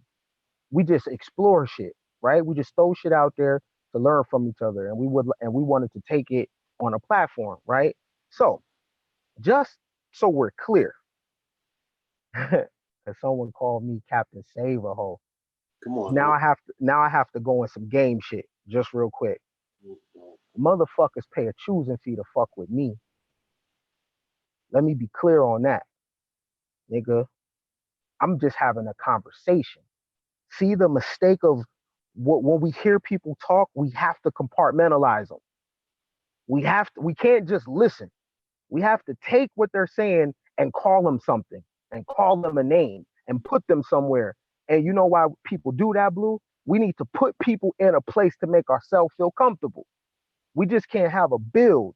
You hear people say something, oh, you're this, you're that. We automatically have to give them a label so it makes us feel comfortable. One thing for sure, two things, you got me fucked all the way up, nigga. I check traps. I'm gonna leave it at that. So the problem is, Blue, is in relationships, there it's not me and you talk about the black app. There's a husband app too, and a boyfriend app too. So what it is you get with a girl and automatically start doing the app. You never define the relationship on your terms. You know what I'm saying? What does it look like to be with this person right here? So again, how do you go from we cool as hell in the beginning, here comes the sex part, and now nigga in your phone, you know why? Because niggas is more emotional than girls. That's why. Niggas put their emotions in pussy. How the hell do you have an emotional connection to a woman's pussy? What kind of nigga are you? This is why I'm thankful that my mama didn't hug me, my nigga, because I don't deal with no ownership, my nigga. You feel me? So I had to develop myself because I was missing that. You feel me? So when I lay down with somebody, it's a sex act. My emotions don't go in her pussy, my nigga. She's free to do anything she want because I fuck with girls based on their intelligence, dog, not their vagina. Nigga, the price of pussy is cheap. Gives a fuck. Give a fuck about that, B. You know what I'm saying? So when I'm talking to somebody, what I'm coming to the table with is friendship, my nigga. I don't want no ownership, B.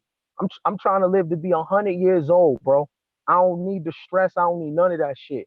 I don't need my mind wondering about things that, what the fuck? Yo, if you want to choose up and I'm the only dude you want to fuck with, cool. You make that decision, though. I got my mind on bigger prizes, my nigga. I got my mind on big ass trophies. I want what Elon Musk is doing. You feel me? I want what Jeff Bezos got. You think I have time to talk to cuff pussy? You lame, nigga. You lame. I said it. You lame. You know what I'm saying? Put your mind on a bigger prize. But the answer to the question that you were saying, to solve it, Blue, is friendship. It doesn't have to be a polygamy conversation. It doesn't have to be none of that talk, bro. It's just straight up friendship. I fuck with you, you fuck with me. You real, I'm real. Let's rock out. All the other politics, we don't need that shit. Let's get some money together and let's win. We don't need that other shit, dog. Be free. Choose your own fucking life. You feel me? This is the thing. So, people are so caught up on trying to figure out how to be with each other instead of just being with each other. Yo, I had a woman years ago. She she was bugging out because you know what I'm saying, we was going through something. She smashed a nigga, and word got back to me that she smashed it, and she was bugging out. And I'm like, what the fuck is you tripping for? Oh, kid, I'm so sorry. I'm like, you ain't do shit to me. If any, that's you. You didn't do nothing to me. I don't gotta figure out how to be with you. I'ma just be with you. The same way, my dude, I got a son. Yo, my son is my son still, whatever he decide to do. You know what I mean? Whatever decision he decide to make in life, he's still my fucking son. Right. And that's how I feel about a chick that I'm fucking with. I don't give a fuck what you do, as long as you don't self-destruct. Because I'm not gonna stand by and watch. And what I mean by self-destruct, you can't just be nothing. See, I'll start fucking with you off that. I'm not finna start fucking with you because you fucking with niggas. Now, what I will say is pull some money out their pocket. Pull some bread out their pocket. Because it doesn't make no sense. Don't fuck niggas because you like them. You know what I'm saying? Fuck them because you finessing and you on the grind. See, I understand shit like that. That's how I think. Because guess what? I'm divorced from humanity, so I can operate like that, Blue. You know what I'm saying? Because I'm in it. I'm in this shit for something else. I'm playing for big stakes. But if I thought regular 3D, I would be tripping off of a woman that I'm fucking with. Fuck the dude. I'll be, oh my, how could you do this to me? Yo, Yo, Blue, you been to the pen? When I got to the pen, it was 30 dudes in there. They stripped us butt ass naked and told us to lift our hammer up and spread our cheeks. How you you mean to tell me a woman sleeping with another dude is more reducing than that right there? Come on, B. You know what I'm talking about. So how you fix this, bro? Not to be long-winded, it's just a conversation, bro, and it's just friendship. That's all it is, fam. It's friendship, and we got to understand the concept of that. You know what I mean? And we didn't get a chance to talk about. This is what my man on the Breakfast Club was talking about. DJ Envy and Charlemagne couldn't fathom that the dude Jedediah fucked with a girl and she had other partners. They couldn't fathom that, and I'm like, why? Like y'all really are connected. I don't. I just don't understand it. Maybe I'm different. I don't understand having a connection and being really tripping off because somebody fucked somebody. I don't get it. They're operating off of the husband act. Got you. So, Got you. when we're talking about men, especially in the society, like I like what what's the brother's name? Damn, what's the brother that Tariq Nasheed borrowing his shit from? Not Claude Anderson, don't say that. Not Claude Anderson. Yeah. Nearly Fuller Jr., you know, he says in this society, it's impossible to get to that place of love, you know, what we consider quote unquote love, if in a society you can't protect the women in that society. It's very hard to tell that woman that you love her, you know what I'm saying? But the police could come, kick down your door and shoot your child and shit like that, and you can't really do anything about it. You don't have no level of redress in this society to express the full manifestation of what love means, and that's protecting that woman even with your life, right? Mm. You know, people gonna feel how they feel about that statement. Say it again. Say it again. Let me process that. Say it again. It's impossible to tell somebody in this society that you love them if, in fact, in this society you can't protect them, right? Because Copy. love is an expression of the thing that says, "Look, you good, I got you," right? That shit that you know, Maximus and them will show you in the Gladiator. Like, it don't matter if you got an army. You know what I'm saying? I got you, right? So in this society, men accumulate trophies, right? To remind them that they're men and to feel like they've accomplished something in a society while ignoring the 900-pound gorilla in the room. So it's going to be a vehicle, like, case in point, Envy owns a lot of them. You know what I'm saying? It's going to be a house, you know, an elaborate dwelling from what I can see. You know what I'm saying? But man's prized possession is that woman. Is that woman? Yep. You know what I'm saying? That's his prized possession. Yeah. It's not his check. In some of these cases, it's not even their butt cheeks. Right? Attached to their manhood. It's that woman. Right? That's their prize. That's what they covet. And that's what they put everything into.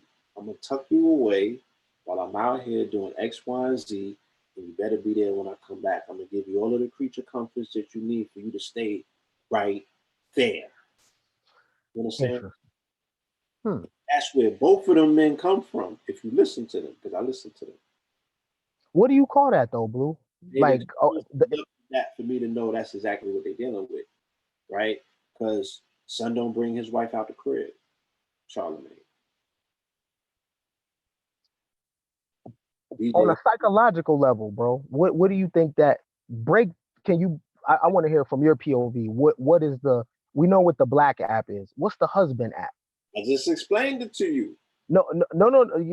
Okay. If you explain it again, it's gonna come out another way. in this particular case, right? Um, when we talking about this entire the black husband in this particular dynamic, you know, it's the thing that they have vested in society that makes them feel like men. You know what I'm saying? Mm, Because it's the thing that you have that is technically yours. And there's nothing else in the society that black man can say is his. You understand? So a nigga will kill you for violating that. Oh, that and a Cadillac, because a nigga will kill you for violating that too. Right? mm-hmm, He's calling his woman. mm, You could pretty much trespass against any and everything else. mm-hmm. But it's calling his women. You feel me? That's interesting. He's gonna kill you, or he gonna try to do something to you. He's not gonna understand. He's gonna go blank. You know what I'm saying? Especially if he has that level of possession about those things. You know what I mean? Um, so Mm, that's why they couldn't understand what that man was talking about. But even going back to your narrative and what you was talking about, I would ask you your percentage rate. You know what I'm saying? How many times has that connection that you have attempted to make with these young women? How many times has that energy transfer been reciprocated? Like, did they understand your story? Was they with the shits? You feel me? Or did they get into their feelings at some point? Was they able, because you were orientated a particular way, mm-hmm. not to have your feelings that inputted into that particular dynamic? But what about them? Was they able to go along with the shits? Not all the time. Be honest with you. You know what I'm saying? Not all the time. People are different, What and is it? don't get it twisted, Blue. I have like I'm human too. So even though I got game, I still got 10 minutes of baby feelings. But when I feel it, I want to understand it. Why am I feeling like this? And I feel like this. The moment, okay, if I'm fucking with a chick and she goes and does something, now what she does is release me, my nigga. She frees me up. Now I don't have to see her in that way, and I can just fuck with her that this is my partner. You feel me? See, I do homie shit, bro. I'm partner shit. That's me, because again, I'm after different shit. But I don't want no pussy controlling me. Nah, me. Like I said, I'm trying to live to be 100 years old, bro. So I need to be released from that thing of holding on to that. Because what is it that I'm holding on to? Because the app told me to care about that, my nigga. I wouldn't have cared about that if people wouldn't have told me that I should. People told me, yo, you need to be jealous. Now, one thing I don't tolerate is disrespect. You ain't finna call me no bitch ass nigga. You ain't finna call me no pussy. I don't roll like that, but I don't attract out of pocket women either though that talk to me like that. You know what I'm saying? But in terms of that sexual space, bruh, I'm mashing for my motherfucking rations. I'm dead ass about that. Trying to touch a million, dog. So I want a woman that's money hungry like me, nigga. Feel me? So if she was decide to go smash a dude and I know about it, nigga, we finna angle on Floyd Mayweather. We finna angle on one of these NBA niggas. Cause what are you in this for? You know what I'm saying? You if you smash him, if you smash a random dude because you like him, you stand to lose much more. Anything can happen. So if we're gonna play this game right here, let's play it on the level where you bring some shit, you get some shit up out the nigga. So you want Ginger from Casino? Oh, totally. Oh man, I'll be in love with a bitch like that. Totally. You I want like a chick like that. I like a ruthless chick, but love the hell out of me. I like a chick like that. I don't need a woman staying in the house because I don't like to eat in the house anyway. I don't need a woman that don't got other woman friends. You know what I'm saying? I like a girl that got friends. I like a girl that know her way around. I don't need that shit, my nigga. What do I? I don't want to stay home, nigga. I'm an entrepreneur. I'm mashing for my rations. I'm speaking for me. I ain't speaking for black men. I, Right. I don't want that. That does nothing for me, my nigga. I like to be outside. I like to ride that wave, bro. And I like to be mashing for my rations. But for one thing though, if anything ever happens to me, I don't want a woman thinking of me like I held her back, bro. Like, damn, son, like you was on a course and then I met Ken and the nigga threw my whole shit off. Nah, you're not finna say that about me. Choose your life and choose how we gonna rock. That's fair. So to talk to your question about black women. Now I'm making it a black man thing. Now niggas don't gotta be like me, be you, but still offer a level of friendship though. That's all I'm saying. You know what I'm saying? If just offer a level of friendship and you design you. Your manhood is not based on what a woman does or doesn't, nigga. If you the God, you the God. Nigga, stay like that. You know what I'm saying? And if you offer a woman a friendship, bruh, and you release her, she's going to be more valuable to you. Why would you get a bad chick, a pretty girl, just so you could keep her in the house? Nah, nigga, we finna campaign. You about to put the Ken shirt on, pass my CD out. Nigga, we finna hit the track. We finna get in traffic. What's the purpose of having a good chick, a nice looking girl, so you can keep fucking on her all day? Nigga, never. Nah, nah. We need to use her face to get to the next level, B. Because guess what, Blue? I don't got hazel eyes. But if I did, I'd be in everybody's face.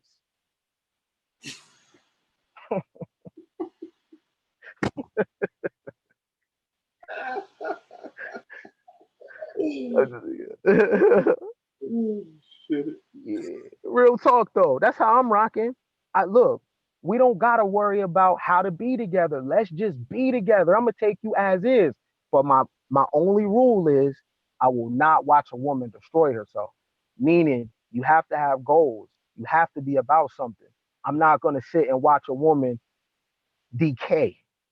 So as long as she mashing for her rations, we we the kid. You know what I'm saying?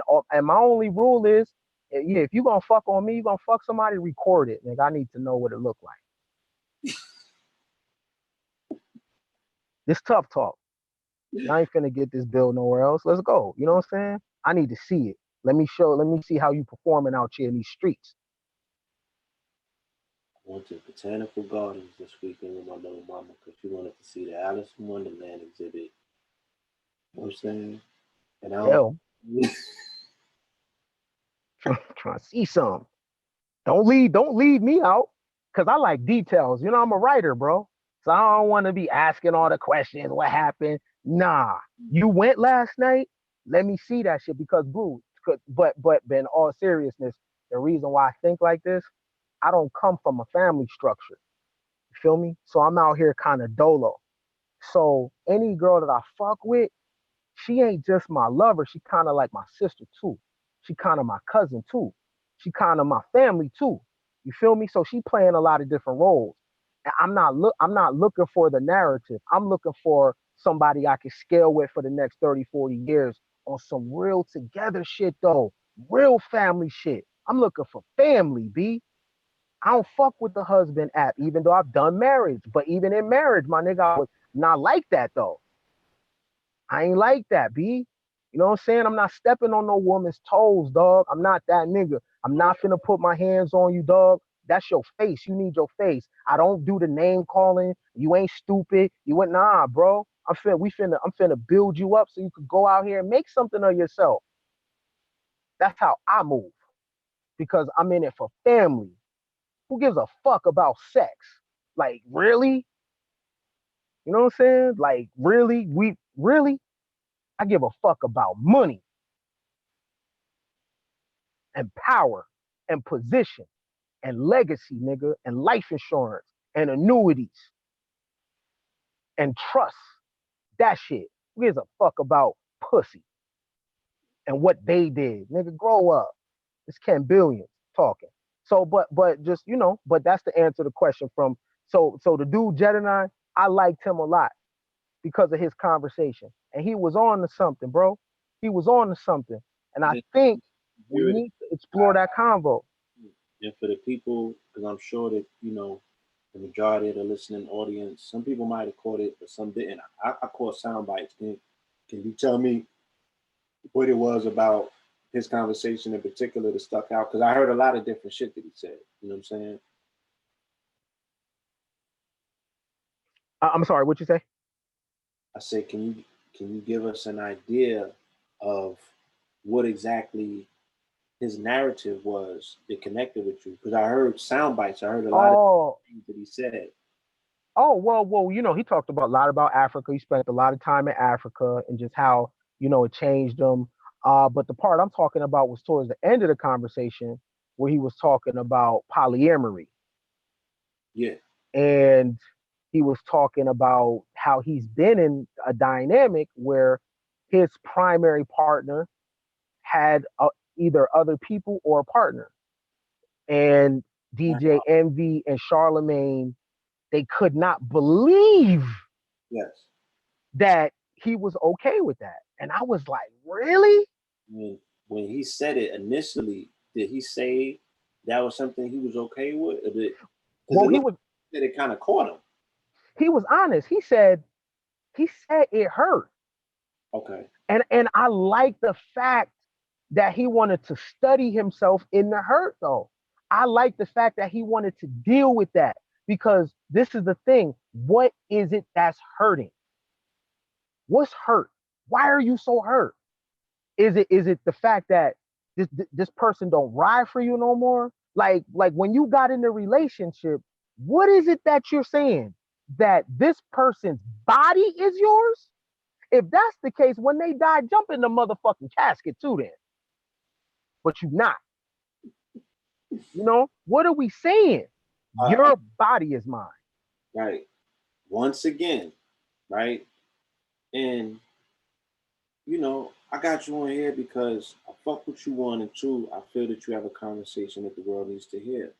Right. And three, I'll repeat myself though. You are at another level, right? Mm-hmm. Of freedom and liberation that a small minority or percentage of people get to, right? And that has you going through levels to get there. You didn't come out of the womb like this. Yeah. Right? Yeah. So the fact that we know, and you have quoted it to me numerous times, what's the percentage of melanated people that actively deal with Christianity?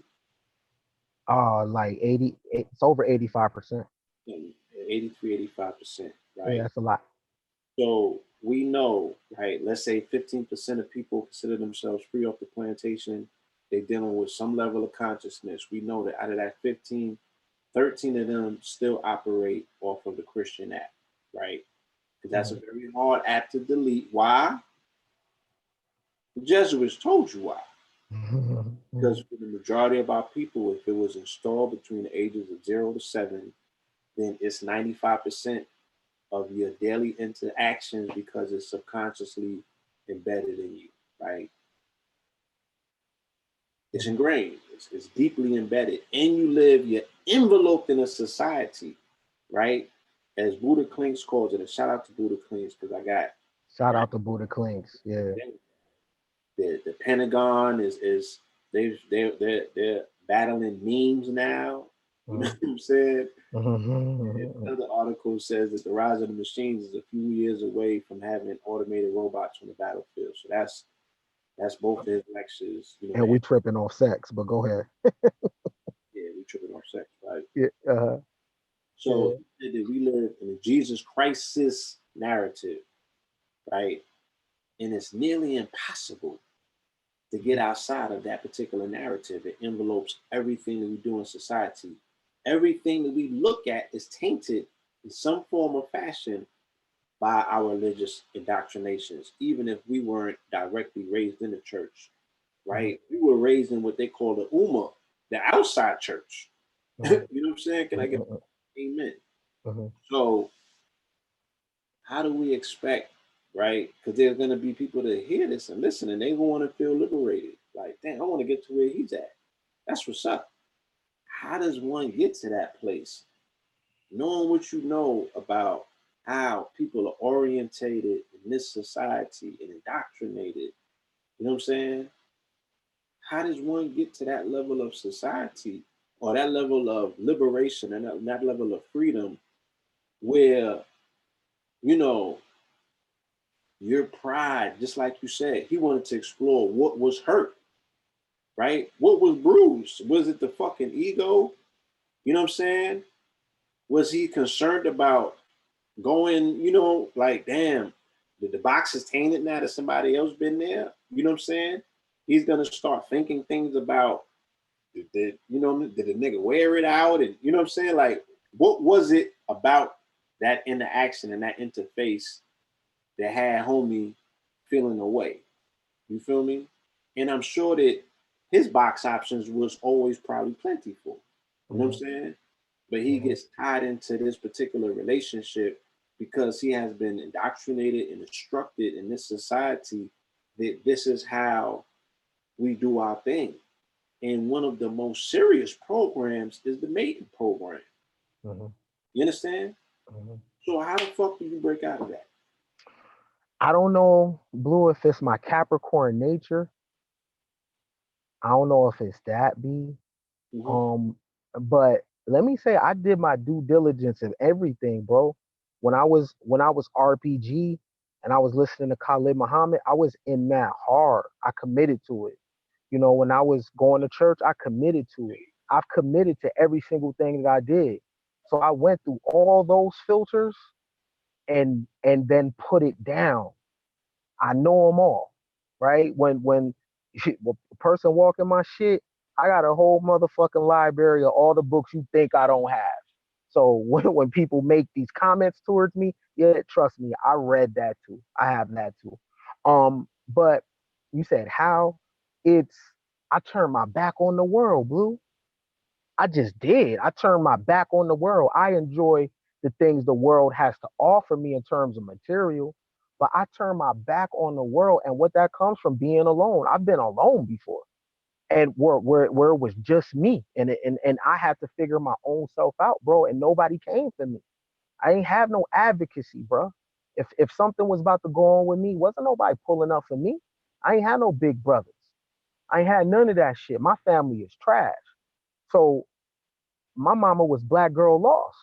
So I was forced to go in my head and develop myself, you know? So I had to create myself. I created me. Right. Every single thing that I say is from my own creation. And I'm not trying to be right. I'm just being me. Take it or leave it. I'm comfortable in my skin because I've accepted my mortality and I've accepted all these other motherfuckers ain't got the answers. You know what I'm saying? And I'm not afraid to die. I'm curious. I think about death every day. You know what I'm saying? And I've put my belief system to the test, my nigga. Everything that I'm saying to you, I've already tested it out. I know what it's like to wake up with two women in my bed and I didn't trick on them. They were mine. Feel me? They chose me. And I know what it's like to be with a partner that has other partners. I know what that's like too. You know what I mean? And when it is happening, what I'm asking myself is, why am I uncomfortable? And I'm gonna tell you exactly what it is. Why most dudes, when a dude smashes girl, another man's pause, but another man's dick is a threat. What he thinks about is what he's doing to her, and he can't fathom that.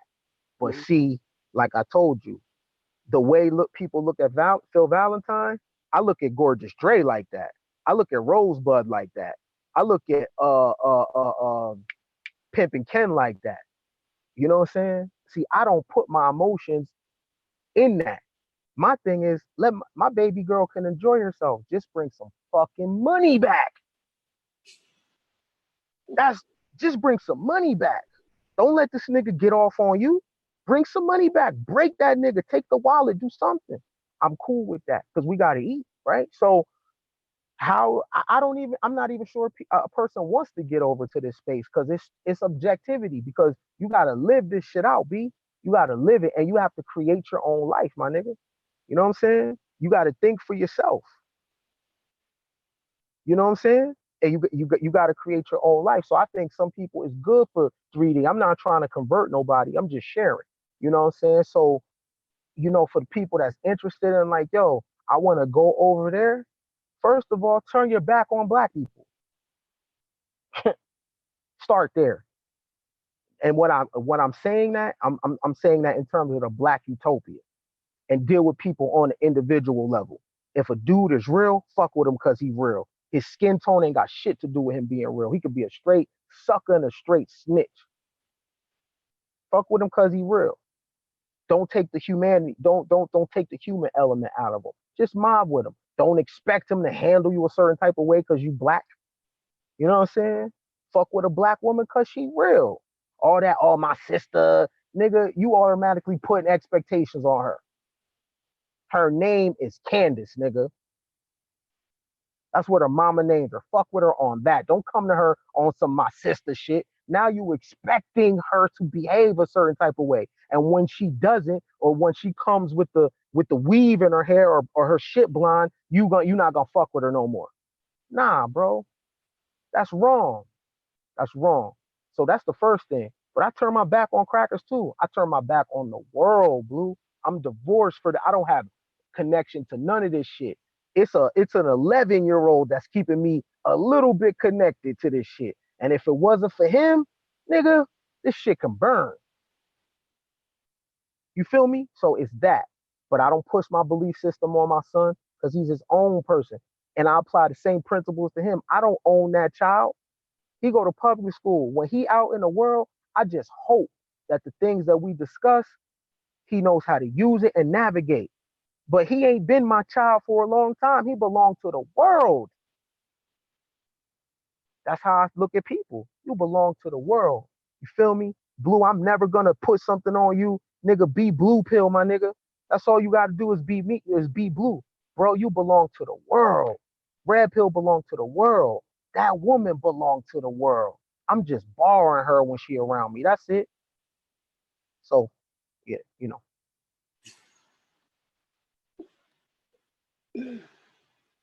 Indeed. it's tough talk. Yeah, it's tough talk. You know, we did promise it would be some tough talk. You know what I'm saying? It's tough talk. You know what I mean? And the thing about it, Blue, why I'm free, that's why I understand Dave Chappelle. I truly don't care what niggas have to say. You feel me? Because at the end of the day, I'm gonna shut all that shit down. Because when you see me, I'm gonna be riding clean. Nigga, the Prada's gonna be on my feet. Oh yeah, I can do that too. I'm gonna stay with some money in my pocket. What you gonna say? My hair gonna be fresh. The waves gonna be spinning, nigga. I'm gonna be Dougie. What you gonna say? You don't like my ideals? You ain't gonna say I'm dusty. What you gonna say? What you gonna say, nigga? I'm living in a fire ass area. I got a house in Arizona. What you gonna say? Oh yeah, fuck him. He's lost. He's this or he's ugly. That's fine, yo. What can you say? So this is why my perspective, why I love it so much, is because I got some shit to back it up, nigga. The American shit. Because at the end of the day, people still checking how you look, how you live. All that shit is in order. What you gonna say? Can't say nothing. What you gonna say? I'm an entrepreneur, my nigga. I work for myself. I don't check into no white man, bruh. You know what I'm saying? When I pull up with something, fire. Mm-hmm. My kid look a certain. What you gonna say? And I'm arrogant. What you gonna say? I don't like him. Blue, why you bringing him on your show? What you gonna say? That's cool. That's fine, nigga. I got your personal number. What you gonna say? But if Mama Pill come around, I'm humble. Bobby Hemmett come around, I'm humble. If Phil Valentine come around, humble. All this shit that I'm talking, that shit drop, nigga. Fuck all that. You see? See how I balance it out? You know what I'm saying? I didn't meet Dr. Ben, but if I met Dr. Ben, nigga, a tear gonna come out my eye. Cause that's Dr. Ben. So I Right. talk all this shit. That's just my young hip hop American black nigga Dougie shit. But Let them elders come around. I'm standing up. They take my seat. Let a pregnant woman come around. I'm standing up. She take my seat. You know what I'm saying? Don't know old ladies open the door when I'm around. The old ladies eat before me. See, I follow protocol. So I talk shit to you niggas. But when it's all said and done, my manners is in check. You know what I mean? I'm never out of pocket. And I'm listening when the OGs talk, even if I don't agree. And I'll never disrespect them. If they tell me I'm wrong, then I'll own that. And I won't challenge that. You feel me? So there are some things where I am 3D with my shit. But until they come around, Wu Chakra Poppy.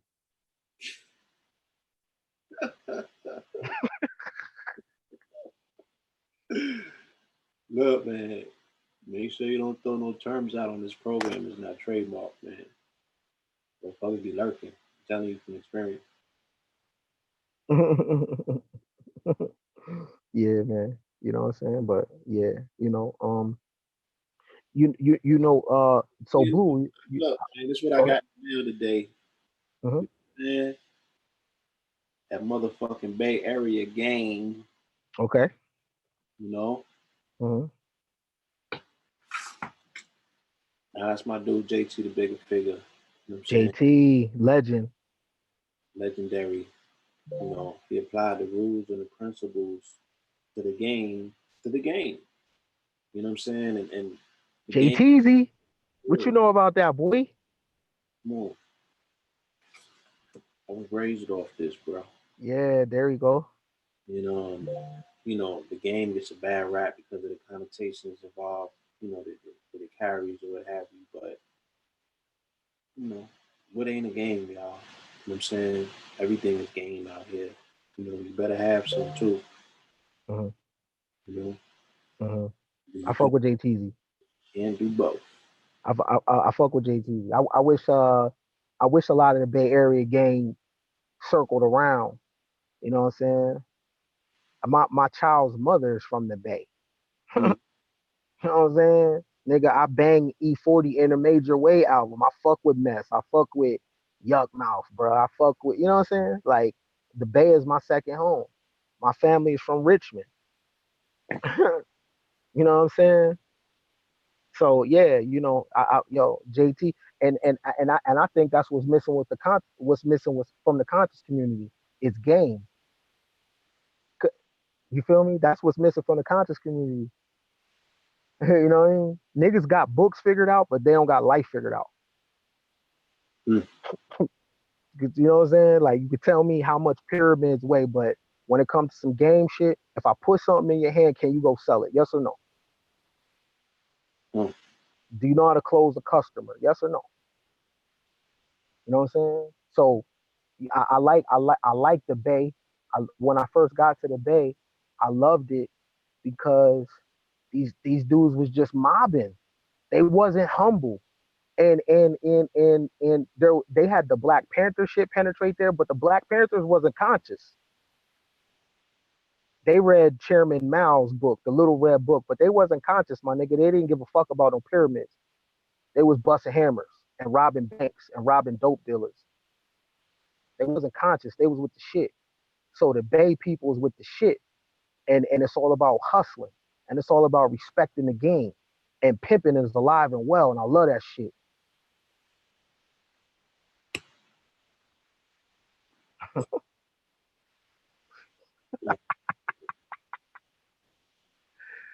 Mm.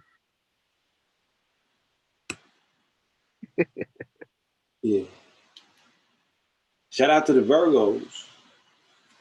Mhm. Now I see we passed the midnight mark. Mhm. It's my niece's birthday. Mhm. Beyonce birthday. My homegirl Genesis. Her birthday. My homegirl Nadja. Her birthday just passed. Black Dot. Shout out to Dot. Shout Rich, out to Black Dot. I love Black Dot. I want to meet him. Rich got a birthday coming up. My little mama got a birthday coming up. Virgo is Virgo's some special people. It's a special sign. Mhm. But I'm trying to think where else do we need to. this conversation. Blue, can I get a because I see you sent me the itinerary coming up. Can I grill you one day on a 4-4 presentation, bro? Did you see it yet? Yeah, I'm saying though, you got new shit though. Yeah. No, I'm saying I got a good one that we did with Brother Rich for the Patreons. Um, 44 decoded. You know, this was my whole. I didn't, people like, what do you think about the J? I don't think anything about it. You know what I'm saying? To me, it's all Law 44. So I got that. Kaepernick, NFL, Jay Z, and all of these different dynamics. When we're talking about positioning, power, and control, you know, all of these dynamics have a geometry to go along with it. That's what I get into. You know what I'm saying? Yeah, I want you to check it out, and we could definitely do an interview based on that. Yeah, I wanna, what I'm saying, I wanna pick your brain for that shit because I heard you on Brother Rich this morning. You know what I mean? I'll be checking you out, my nigga. And people still don't understand 4-4. You know what I'm saying? And let's be clear, you the only person I know that brought that to the table. And I know people was picking from it and making their own narratives. Let's be clear, Blue Pill, I didn't know nothing about gematria. You know what I'm saying? You made me look at the gematria calendar. I made a calculator. You know what I mean? You know what I'm saying? So I definitely think Tough Talk, you know, is a good space for you to go in that bag, bro. You know what I mean? I just want to ask you questions about the shit for real, bro. I mean, yeah, that's a different blue pill. You know what I mean? Like, I could definitely put that cap on and go into that space. You know what I mean? You think you could tough talk it? I mean, is it tough talkish? Yeah, it's it's arrogant as fuck. It can only be done with tough talking. Okay. Yeah. You know, it doesn't. The kitty gloves, you know, they won't do me no good. Anybody's hand through that conversation. It's like either you get it or you don't, because it's not a beginner's conversation. It's an advanced conversation. You got to know something about something to get it. You know what I'm saying? So like I'm in LA with Idris Sandu.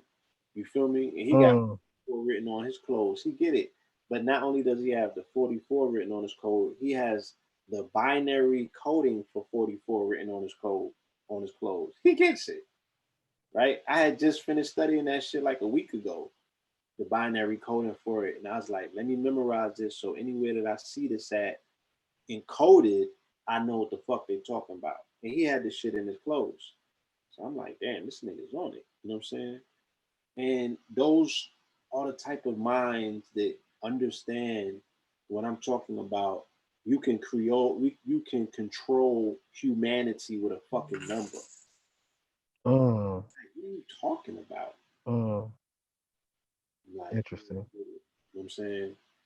You can control humanity with a fucking number, with an algorithm. That number has a geometry attached to it. And once you understand what that geometry is, right, you have to stop looking at reality, in the way that it was fed to you. The Gnostics have always referred to this planet as a cube for a reason. You know what I'm saying? Once you understand the dynamics of the cube, then you can start controlling some shit. You know what I'm saying? Once you understand the dynamics of the square, then you can start dealing with all four corners. So yeah, the game involved. This is the game on the highest fucking level. You know, this is game at the highest level. But it's like, should I be talking to the 1%ers? Because the 99 are not programming hardwired to talk like this. You know what I'm saying? That's tough, bro. Some people might be like, yo, oh wait, am I bugging? Oh shit. Okay. It's motherfucking Casey's birthday too. Shout out to the Compass Circle. Damn, everybody dropped on the 4th, huh? Mm-hmm. Birthday, man. Virgos are something else. You know what I mean? Mm-hmm. Have a very appreciative soft spot. You know, you was talking about your son and the fact that this 11-year-old has you connected to the human experience, you Mm-hmm. know, where you still have to be here, you know, because you're here for him. Mm-hmm. You are observant of that process. Mm-hmm. So, you know, when I talk about the people in my life that have reminded me of humanity, right, to a degree where there's a level of responsibility that goes along with it. And that responsibility could be, nigga, talk your shit, right? That's responsible. Like, get in your motherfucking bag. You know what I'm saying? Stop being motherfucking humble with these people. Yeah. That's your responsibility to humanity. You know what I'm Right. saying? Yeah. Yeah. You know what I'm saying? Drag that motherfucking man. Yeah. Yeah. Yeah. Virgos do that for me. Yeah. Virgos do that for me. So, Yeah. uh, Too funny. Virgos, like I said, mad at them stack up today. You know what I'm saying? Shout out to Genesis. Shout out to Casey. Shout out to Bella. Shout out to Little Bella. Shout out to Big Bella. Um, yeah, like, you know what I'm saying? And those are all, you know, relatively the ones that are celebrating today. Shit, shout out to Beyonce. It's her birthday too. I think. Uh, Yeah. That's the but and let me say this, bro. I like to do shit in public, bro. I fuck with you and I love you because we've been rocking for shit damn near for almost 6 years now, yeah. and my thing always been my thing, my nigga, and it was never no judgment, bro. So I fuck with you on that tip right there. I That never, my views be my views, and that's real friendship right there. And I appreciate you for bro, that. I don't, you see me, I don't even preference it by saying, Yeah, no, these views, yeah, yeah, I yeah. don't even preference it like that. Hmm. Like, if I fuck with you, I fuck with your right to have your views, and I will defend that. Hmm. I don't have to necessarily defend your views. I defend your right to have your views. Yeah, and that's real. You know what I'm saying? That's real though. You know what I'm saying? That's real. As especially in this sector right here where if it don't sound like John Henrik Clark, you know what I'm saying? If it don't sound like this, people want to throw you away. But you know me in real life though. You know what I'm saying? Like you know me in real life in the real space. So you know what I'm saying? I talk like this for a reason because my friendship is real and my behind the curtain is real. You know what I'm saying? And I do have some soft spots. Yeah. So my chop is to keep the people at bay. You feel me? But And that, I fuck with you and I respect your friendship because you already know when you ask me a question, I'm finna go all the way somewhere else. But that's my natural self though. I mean, and that's on and off line. So Totally. it don't. It's not taking me by surprise because I deal with it. But I'm appreciative because I always walk away learning something. And Hmm. like you said, I'm not scared to go dark places to learn. You know what I'm saying? Hmm. Hmm. I'm a Scorpio. We'll go underneath something. Yeah. You can't fuck out. Yeah. Yeah. Yeah. Experience. Just to say, yo, I know what it feels like to be dark and wet somewhere that's damp and uncomfortable and other people would consider it scary. You know what I'm saying? I made a fucking bed there and camped out. Hmm. Hmm. We just have that in us. And then it's the same with going places with somebody in the depths of their consciousness. You know what I'm saying? Because I've seen and heard a lot of shit, and the people to this day who I hold nearest and dearest to my heart, right? For whatever reason, I couldn't bring them with me into this community because the community shirked at, you know what I mean, the fact that you could still see their fangs and, you know, they're uncouth, that their tail might be fucking hanging out. You know what I'm saying? They got fins poking out the back of their shirt. They sharks, wolves, hyenas, serpents. You Mm-hmm. understand? Mm-hmm. But these are the people who I hold nearest and dearest to my Mm-hmm. fucking heart because I got to know these people on the most primal level. Like you said, Mm-hmm. when we was primal, we was in the fucking mud on our Mm-hmm. bellies. You know what I'm saying? Squirming. Wasn't nobody there to save us. Mm-hmm. Wasn't no motherfucking herbs bringing me up out of that. You know what I'm saying? Mm-hmm. And I got to Mm-hmm. know them as real men who bared their souls, vulnerable, you know what I'm saying? And they were genuine articles, you know? Mm-hmm. And even as thieves, there was honor amongst thieves. Mm-hmm. You know what I'm saying? Mm-hmm. Even as fucking serpents, there was still a code. Mm-hmm. You know what I mean? Mm. There was How still about that? things that we rolled for, and it was no fly for certain other things. Mm-hmm. You know, when I got into this community, that shit did not exist over here. Mm-hmm. It was just a whole lot of aggrandizement of information, Mm-hmm. and really not the value that goes along with the people that the information came from. Because the fact that technically the information doesn't directly come from those people and they can't claim it as theirs, then they was throwaways. You feel me? Mm-hmm. The community was waiting to throw away Dr. Sabi to get to his books, but he ain't had no books. Let's get this nigga out of the way so we can get to what he fucking research and study because we don't like his arrogance. You know what I'm saying? He don't walk talk enough for us. Get this nigga out of here. You Mm-hmm. know? So the lack of an elevation of a mama pill and an acknowledgement, it's because they never respected who she came with the information with and what they came with in general. They want to strip them away to get to the information, as you can see they doing on YouTube and Facebook and Instagram right now. Everybody sells fucking CMOS. Mm-hmm. Everybody sell herbs. Everybody got a Dr. Sabi approved, and the people that he did it with is still alive, Crazy. right?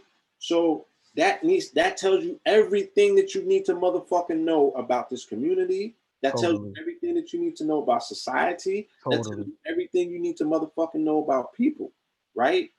Because this is not a closed motherfucking case. This is across the board about how we do each other, period, as people, Mm. right? A motherfucker will throw you and your contributions away to get what the fuck you had, or what you was the magic you was working with. Not even understanding that could have just been you working the fucking magic. Mm-hmm. You was Mm. making the plants tweak a particular way. Because I could give a nigga a recipe right now to my sea moss and they can't make it the same way. I could tell a Mm-hmm. nigga how to make the kale. You can't do it, right? You could go behind my back and try to fucking bottle up some gold. People ain't gonna come back with the testimonials they're coming back with, Mm-hmm. right? But I could also play you a fucking video with a white woman doing Reiki over me that says, yo, you got fucking magic in your hands. You have fucking magic in your hands. You got a heart chakra that's the size of the fucking ocean. You know what I'm saying? So they don't even understand the vehicle and the vessel that all of this shit is taking place through. But a nigga will sacrifice you and throw you to the fucking winds to get what you got just to find out that shit don't work the same for them. Mm-hmm. All the while overlooking their relationship that you play with the fucking product or with the fucking thing that's taking place in front of the people that's considered magical to begin with. So Hmm. I didn't seen it. You know what I'm saying? I didn't seen it as a youth and grasp it quick enough. Because remember, I seen motherfuckers coming to the office when I was 6 and 7 that wanted to fuck Sabi up. That was my orientation with this information in this walk of life. I'm like, yo, they want to beat this man's ass for healing people because we was on a Christian island, St. Croix, and they was convinced that this nigga was working obia, Mm-hmm. right? And they wanted to fucking string him on a tree for it, Mm-hmm. right? But they bringing them same bodies to a hospital with a white man with a white coat on. He could play God. That's cool. Mm-hmm. That's accepted, right? Because there's an orientation for that in society. You expect a miracle to come from him. He's white.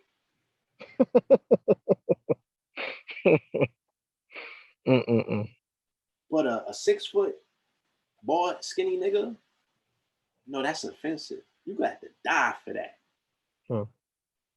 We want to fuck you up every chance we get. I mean, they was swinging at this man, bro. Crazy. He had to come outside of his office. It was niggas that he sent outside that used to come back with black eyes. Shout out to the elder Sultan. He used to get lumps for this nigga like it was nothing. Right? Crazy. So that's what I seen. That was my orientation. You know what I mean? Crazy. I got it early in life. And I chose to go a different direction. You know, happenstance, I ended up back here. But it wasn't, you know what I'm saying? It wasn't necessarily by choice. It was a calling. And I answered my motherfucking calling. But it took me, you know, all the way to 2000 to hear that strong enough calling again to be like, God damn, like this information keeps calling me back. You know what I mean? There's something I'm missing. I'm not complete without it. And I got back into it. Here I am. You know, but I ain't forget what I seen. You know what I'm saying? It only grew for me to see more. I got one hell of a book inside of me from how I seen how people do these elders. I seen how niggas did Dr. Delbert Blair. You know, shout out to King Simon. You know, it's a shameless plug, but we are doing a dedication for Dr. Delbert Blair, September 22nd in Brooklyn at Nicholas. You know, and I seen how niggas did Delbert. You know what I'm saying? I seen how niggas did Bobby. I seen how niggas did Phil. And Phil is still alive. Bobby's still alive. I seen how they did him. You know what I mean? And these is the OGs of this shit, the grandfathers. I seen how niggas did Dr. Ben. You feel me? What I just look. Go ahead. I even seen how niggas did James Brown. And he got a horse-drawn carriage ride to the Apollo. You feel me? His shit was star-studded. All the stars came out, but they didn't put that man's body in the ground for like 6 months after that. Yeah, that was crazy. Because his family is going at each other's necks for money.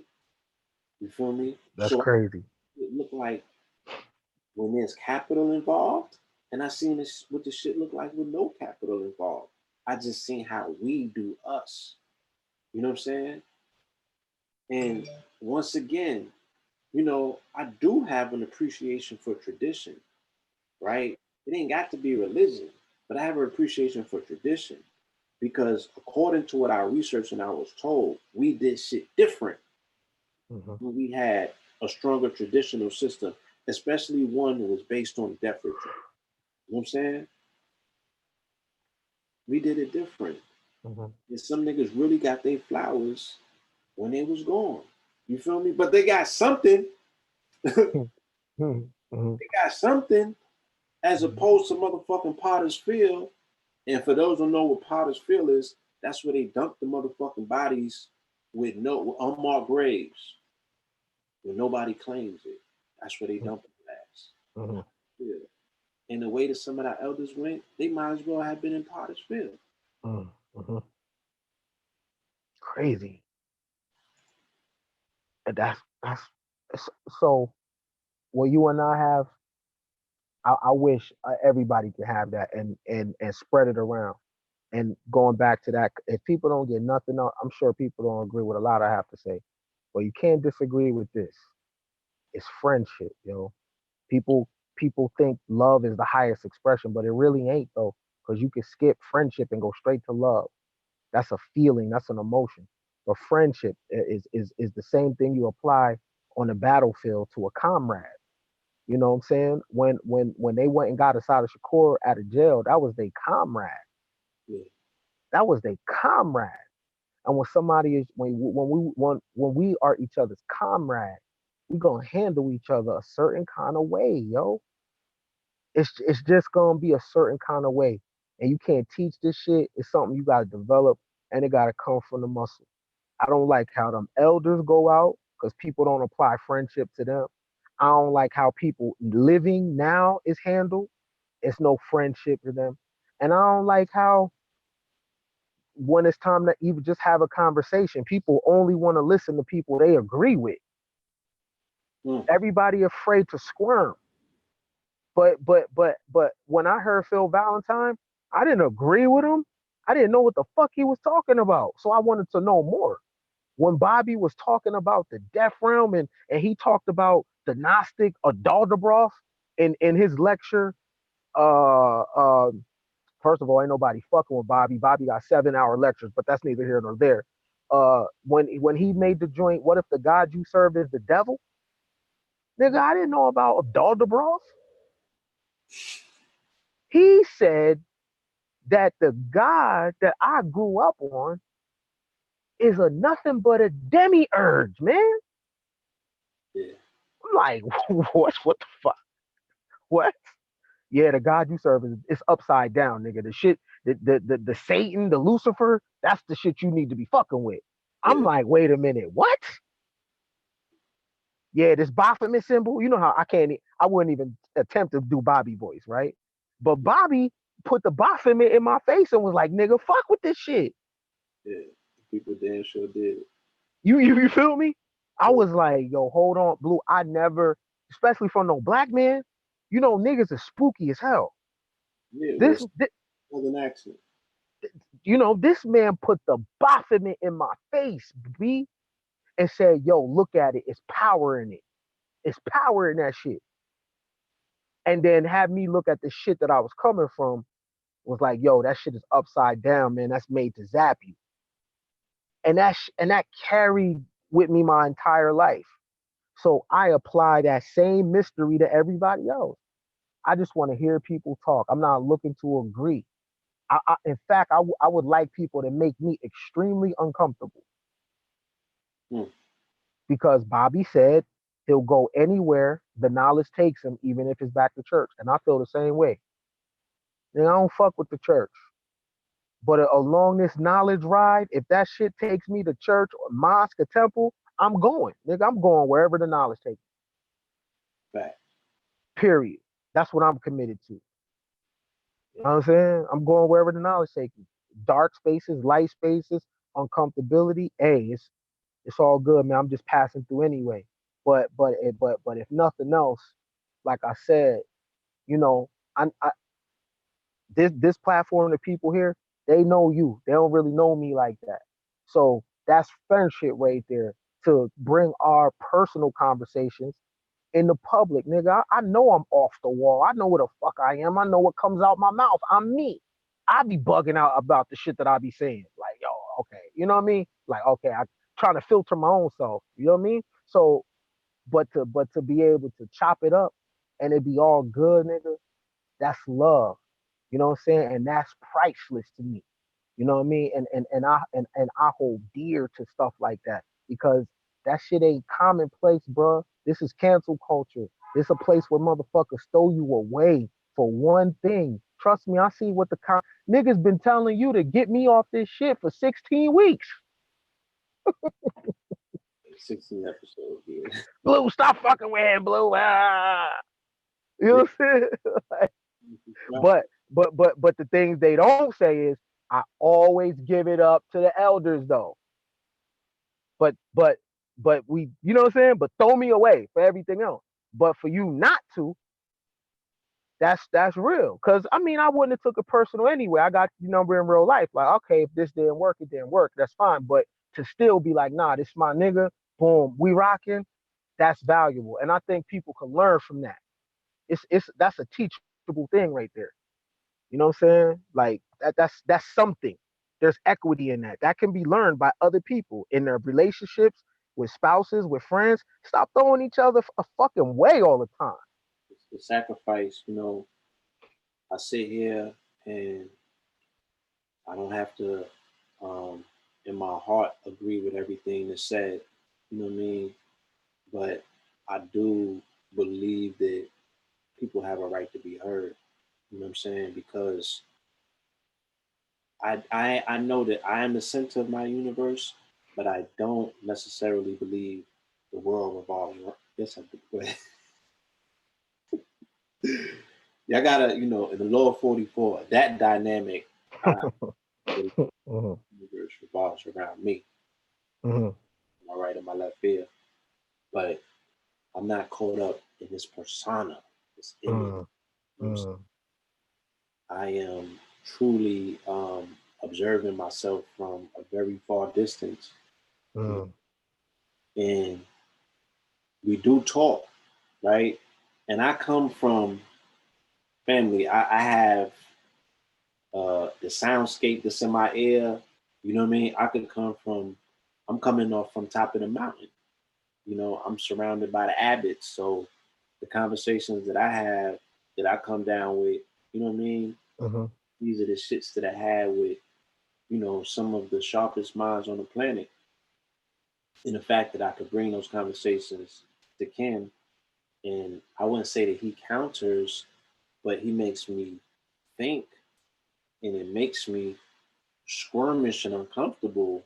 I'm like, okay, this is where y'all gonna learn. You feel me?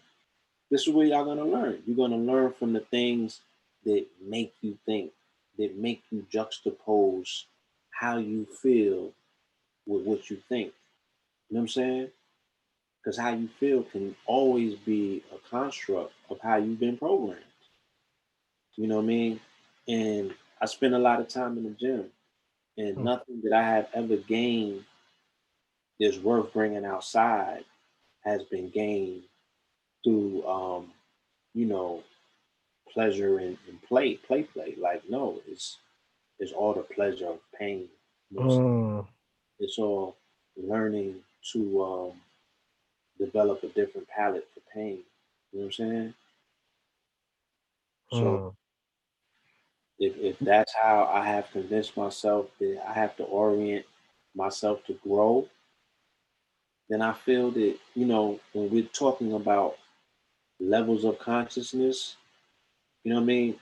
And this is my window. You feel me? This is my window because I do attribute myself with being a founder of the latest iteration of what we consider to be the conscious community. Because Facts. when I was doing media, right? And I was doing media afterwards, after 2000 and 2001 and shit like that.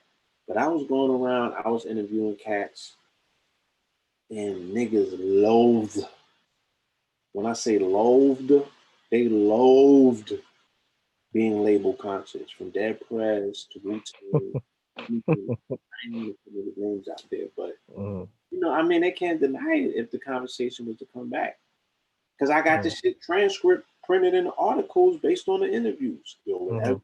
you do not call us conscious. You know what I'm saying? Niggas hated that shit was like being called a backpacker. Mhm.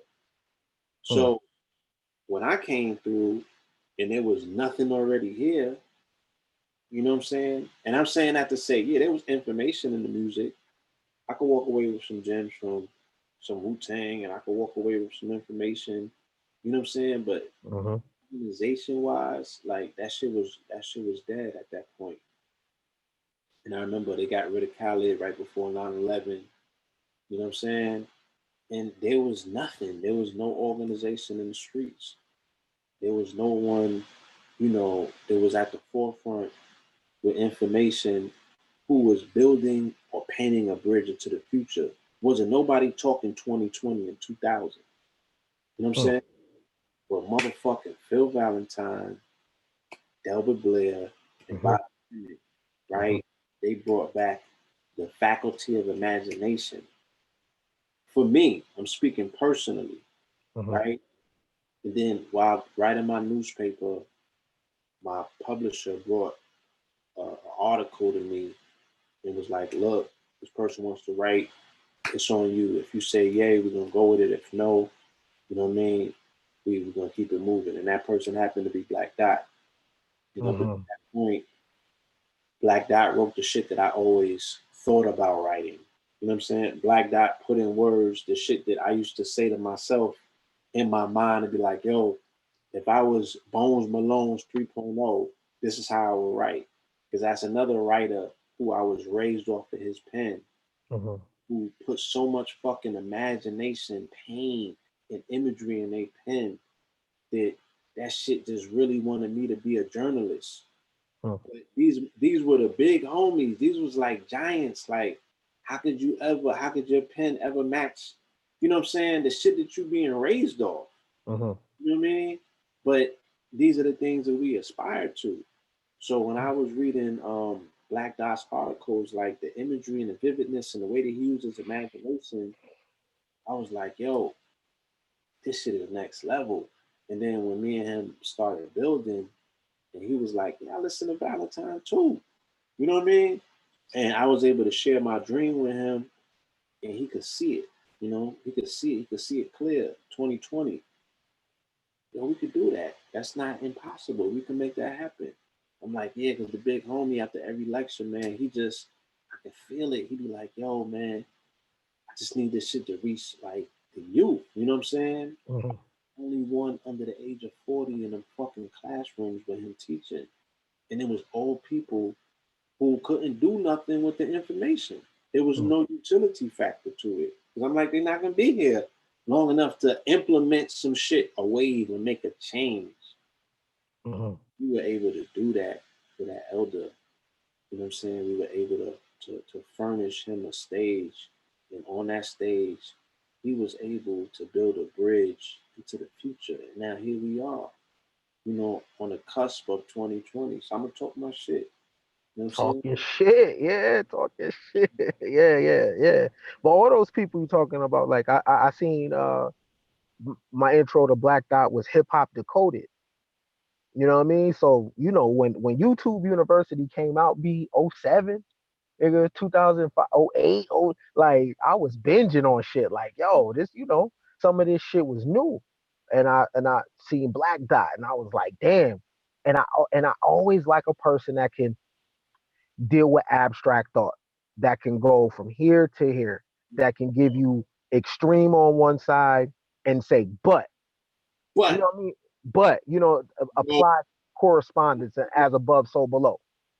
You know? so mind you, Hip Hop Decoded, what the articles and the chapters in that, that's what I was publishing in Four Corners newspaper at the time. Got you. This is the shit that was blowing my mind. I'm reading this shit like, what the fuck? Mhm. Son is creating illmatic scenarios with the pen, like worlds. He's creating worlds with that pen, and I'm just like, this nigga's crazy. You feel me? Yeah, he killed it on there. You know what I'm saying? He Son. that So that that shit was phenomenal. you know, my strong held belief was that there was other individuals out there in the dark like him. You know what I'm saying? And I was just like, look, we just got to put the bat signal out, and we got to create this platform.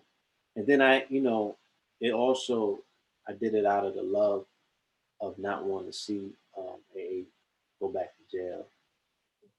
Hmm. A lot of this shit was born out of me going to see him on the visiting floor, and he introduced me to Kabbalah on the visiting floor. And I was just like, this nigga's a fucking genius. Like, I ain't never met a nigga that, you know, to go from nigga shit on 100 in the next second.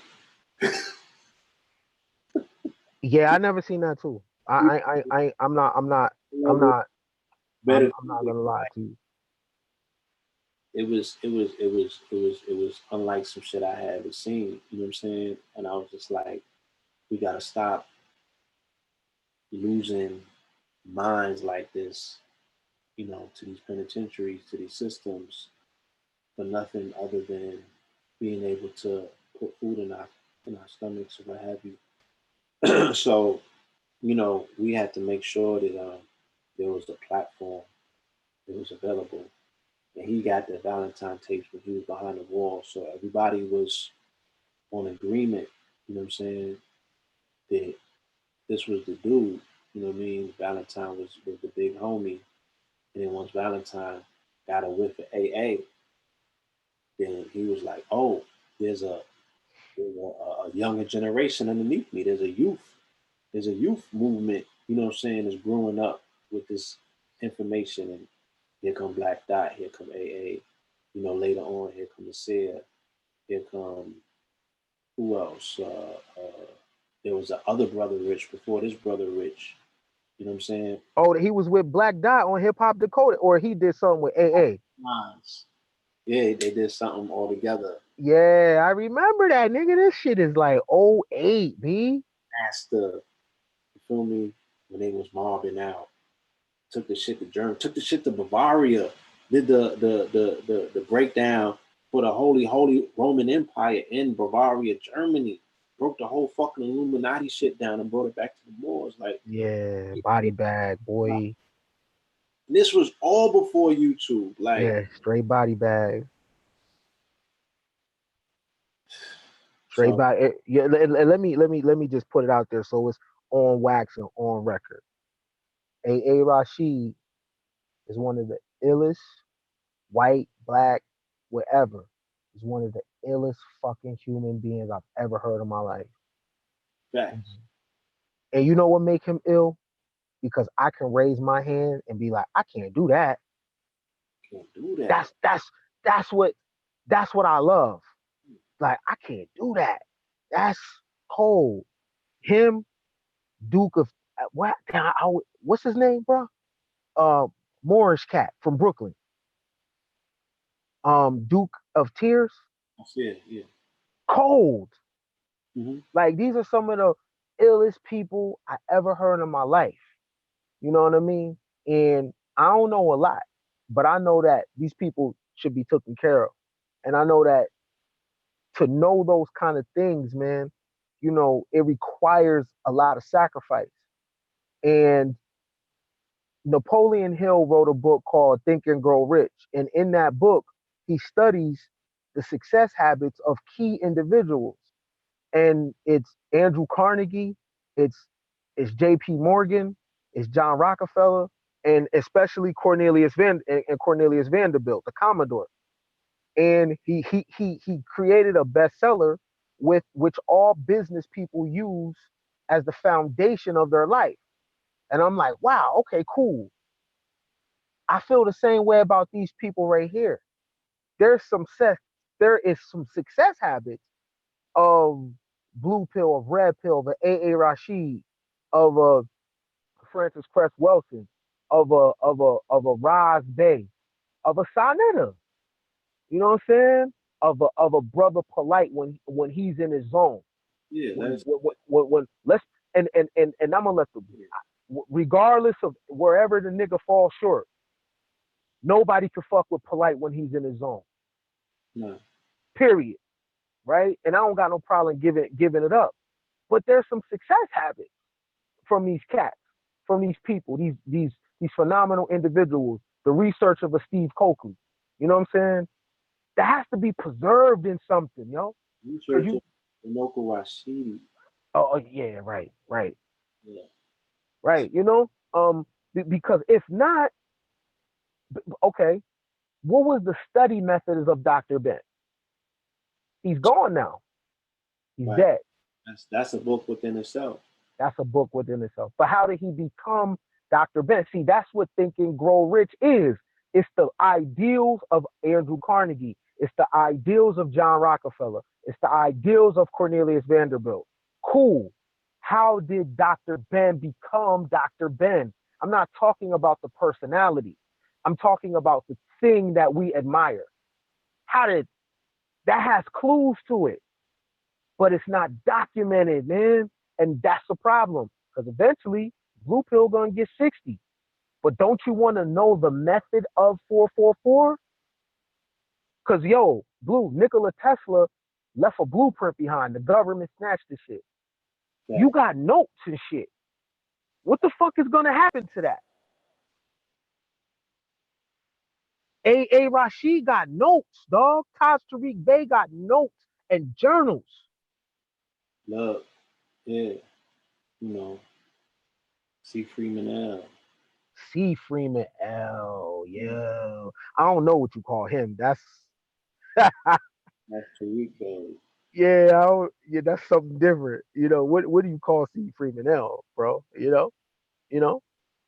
But I'm just saying though, like, that these are our people, and leave the flaw behind and go to the success habits.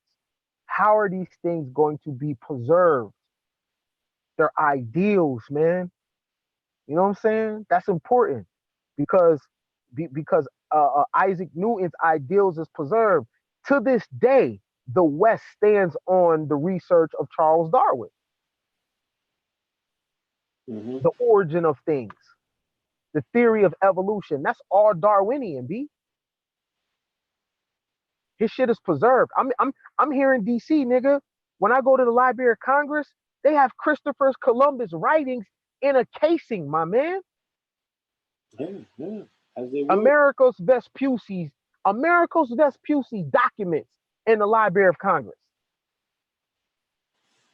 What about A.A. Rashid shit?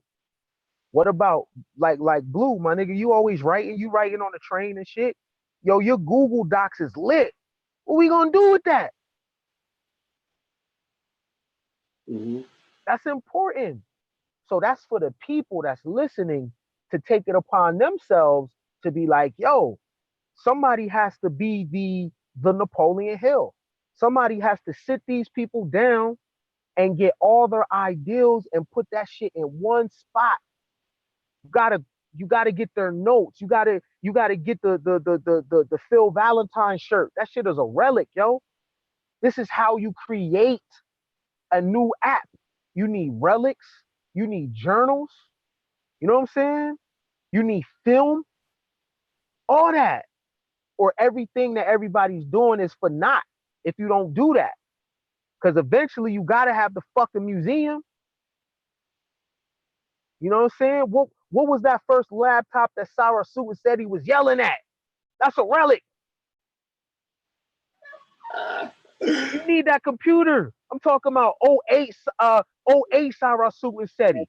Yeah. You know what I'm saying? The Afro SETI. Afro City, the baby. Yeah, Afro SETI was hard. You know what I'm saying? But where's that laptop though? Cause Blue, you watch Indiana Jones, that nigga was in it for relics. All relics. You know what I'm saying? All in the bottom of the Smithsonian in the barrels. Right. Where's our Smithsonian?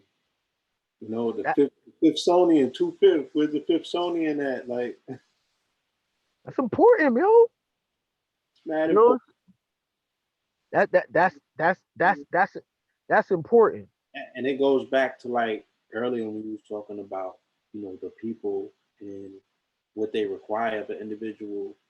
Like anybody with a little bit of eyesight, you know, see that our brother was going through something. You know what I'm saying? And people even now they like, where that nigga at? Or he fell off. I'm like, what if he's going through what he needs to go through to get his shit together? Mm, What if he's going through the fight of his life? You know what I mean? mm, I know the Sarah Shooter said he is off the scene because he got some shit that he got to deal with. You know what I'm saying? Motherfuckers mm, won't even let you be yourself. They won't mm, even let you get better, right? Oh no, nigga, we need you in front of this camera. Back. No mm, matter if you showing up, you know, clearly with the shit mm. for the whole world to see, and then later judge you on. But It's let you crazy. motherfucking back up for a minute and go and deal with your shit. Then they still gonna talk about you. So you damn if you do, damn if you don't. You know what I'm saying? But we need that first generation motherfucking laptop. You know what From the general, yeah. I'm saying? Back creation, like the shit in the background would be the shit that he got in the room with the Yeah, yeah, yeah. You need the polite shirts and clothes when he was teaching at the store. You need the eye mascara, you know, with the jalabias, with the long ass roll, Real shit though. polite with the motherfucker when he had the Sean Kemp afro. Yeah, yeah. You need that shit, bro. You know what I mean? You need Taj Tariq Fez. You need that.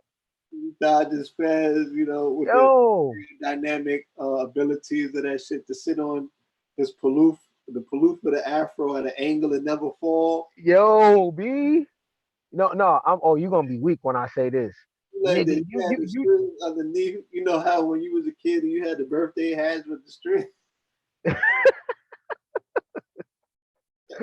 yo, you gonna be weak when I say this, nigga.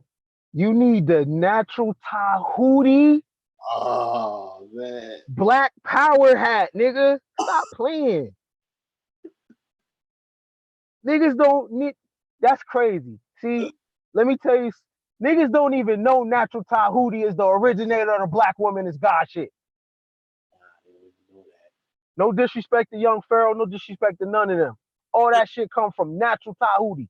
Natural Tahuti was on 125th Street saying the black woman was God, and everybody thought that nigga was weird. It was crazy. It was crazy. He took the arrows, but that was his narrative.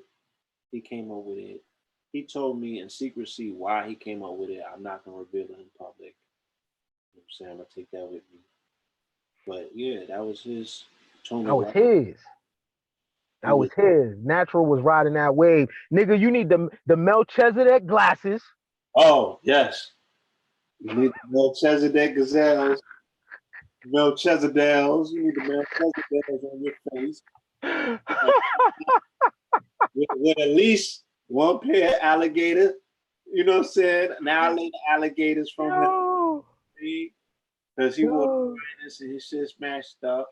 You need the bullhorn from Sinetta. It gotta be in the Smithsonian. The mighty Hebrew. You need that nigga's hat. You need Mighty Hebrew's hat. You need a belt from Tazariot, a good buckle. You know what I'm saying? You need a good buckle from him. Yeah. You know. Yeah. Yeah. You know, everybody got their shit. Everybody got their shit, and that's beautiful, man. Brother Larry's walking stick.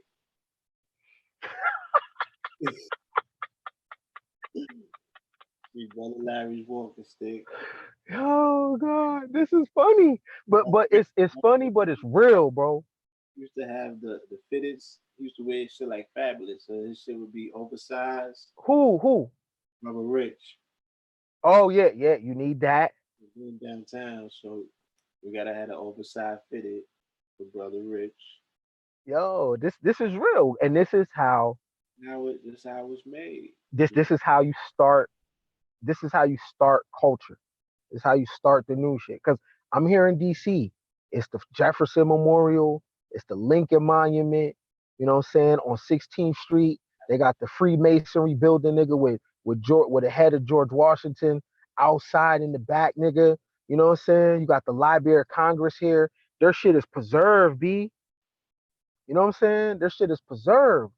And this is what you have to do. You know what I'm saying? You need Dr. Ben's writings and shit like that. Or this is what I'm saying about being real. That's real. You need relics. You need artifacts, B. You need papers and writings and documents and photos. And this is how you preserve the shit. You know what I'm saying? Or else, 10, 15 years when everybody gone for real, it's like you never fucking existed, my nigga. Because there's going to become a time where everybody not going to have access to all the shit on YouTube. It's going to be something else, and everybody's going to leave it just like MySpace. Then what happens to all this information that people got? All these people, everybody going to age out. And these new people, Generation Z, they're not going to be on this shit, yo. They're going to be doing something totally different, bro. Yeah. You know what I'm saying? So make it count. Practice friendship. Be real to each other. Fuck with each other. Give each other the flowers. Stop the fake shit. You know what I'm saying? If the books don't allow you to be a better friend, then put the motherfucking book down. If the books don't allow you to be a better homie, put the books down. If it don't work on your people skills, nigga, you still a fucking weirdo, put the books down. Cause what does it mean?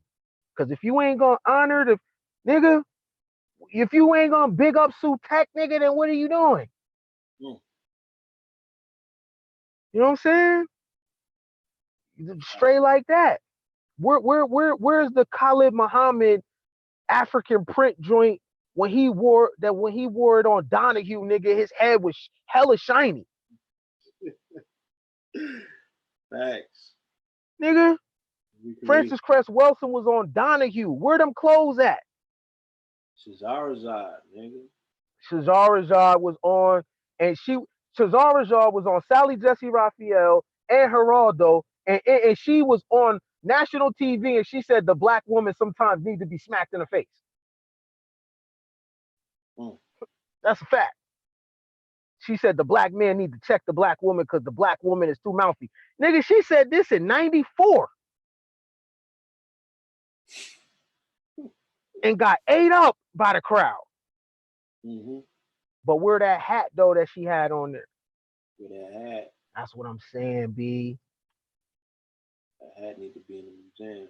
Totally. No, I mean, there's people that have enough love in their heart for this thing, you know, whatever we call this thing, that I honestly believe that it'll happen. You know what I mean? It'll happen. And definitely if I have anything to do with it. Yeah. So hopefully that shit sparks some people to be like, oh shit, you know what? I found my calling, man. I'm gonna be the recorder. I'm gonna be the historian of this particular, because people got to keep in mind the conscious community is a subgenre in Black America. So you can lose it. Because the majority of people, niggas in this country, is fucking Christian. So the conscious community is a subculture. You know what I mean? So you got to preserve it because it can become a distant fucking memory, my nigga. Just like the Harlem Renaissance. It's everything and nothing at the same time. That's crazy. Look, man, you done go them 3 hours straight of some certified motherfucking game. You know what I mean? And I have a tendency of not wanting to OD. 4-hour shows, they're not gonna get that no more. Yeah, we ain't go 3 in a minute, so that was cool. Yeah, and it was 3 easy. Yeah, totally. You know what I'm saying? Totally. Totally. Mm-hmm. Let me give a plug real quick before we go, Blue. Mm-hmm. All my content has pretty much been removed from social media. You know what I'm saying? I operate from Facebook, so that's a lot of throwaway shit. But if you want to fuck with some game, some game, then you go to kenbillions.com, you know what I mean, and become a member. You know what I'm saying? I got ebooks on there for you. I got ism on there for you. And you know, if you one of them ones that just like how I'm giving it up right now, go to kenbillions.com, and none of that content is nowhere on social media. So it's members only. You know what I'm saying? It's $24.99, but a month. But I over deliver in terms of ism. That I want to plug that, and then holla at me on IG. I do a little bit on there. It's what's my name? Ken_billions83. Holla at me on there. And then it's the last one. I got the motherfucking orgy cruise coming up. Thanksgiving weekend. It's a cruise and it's a big ass orgy. Now I'm fucking with y'all. I just wanted to see if y'all gonna go. But what Nelly say? Unless you're gonna do it.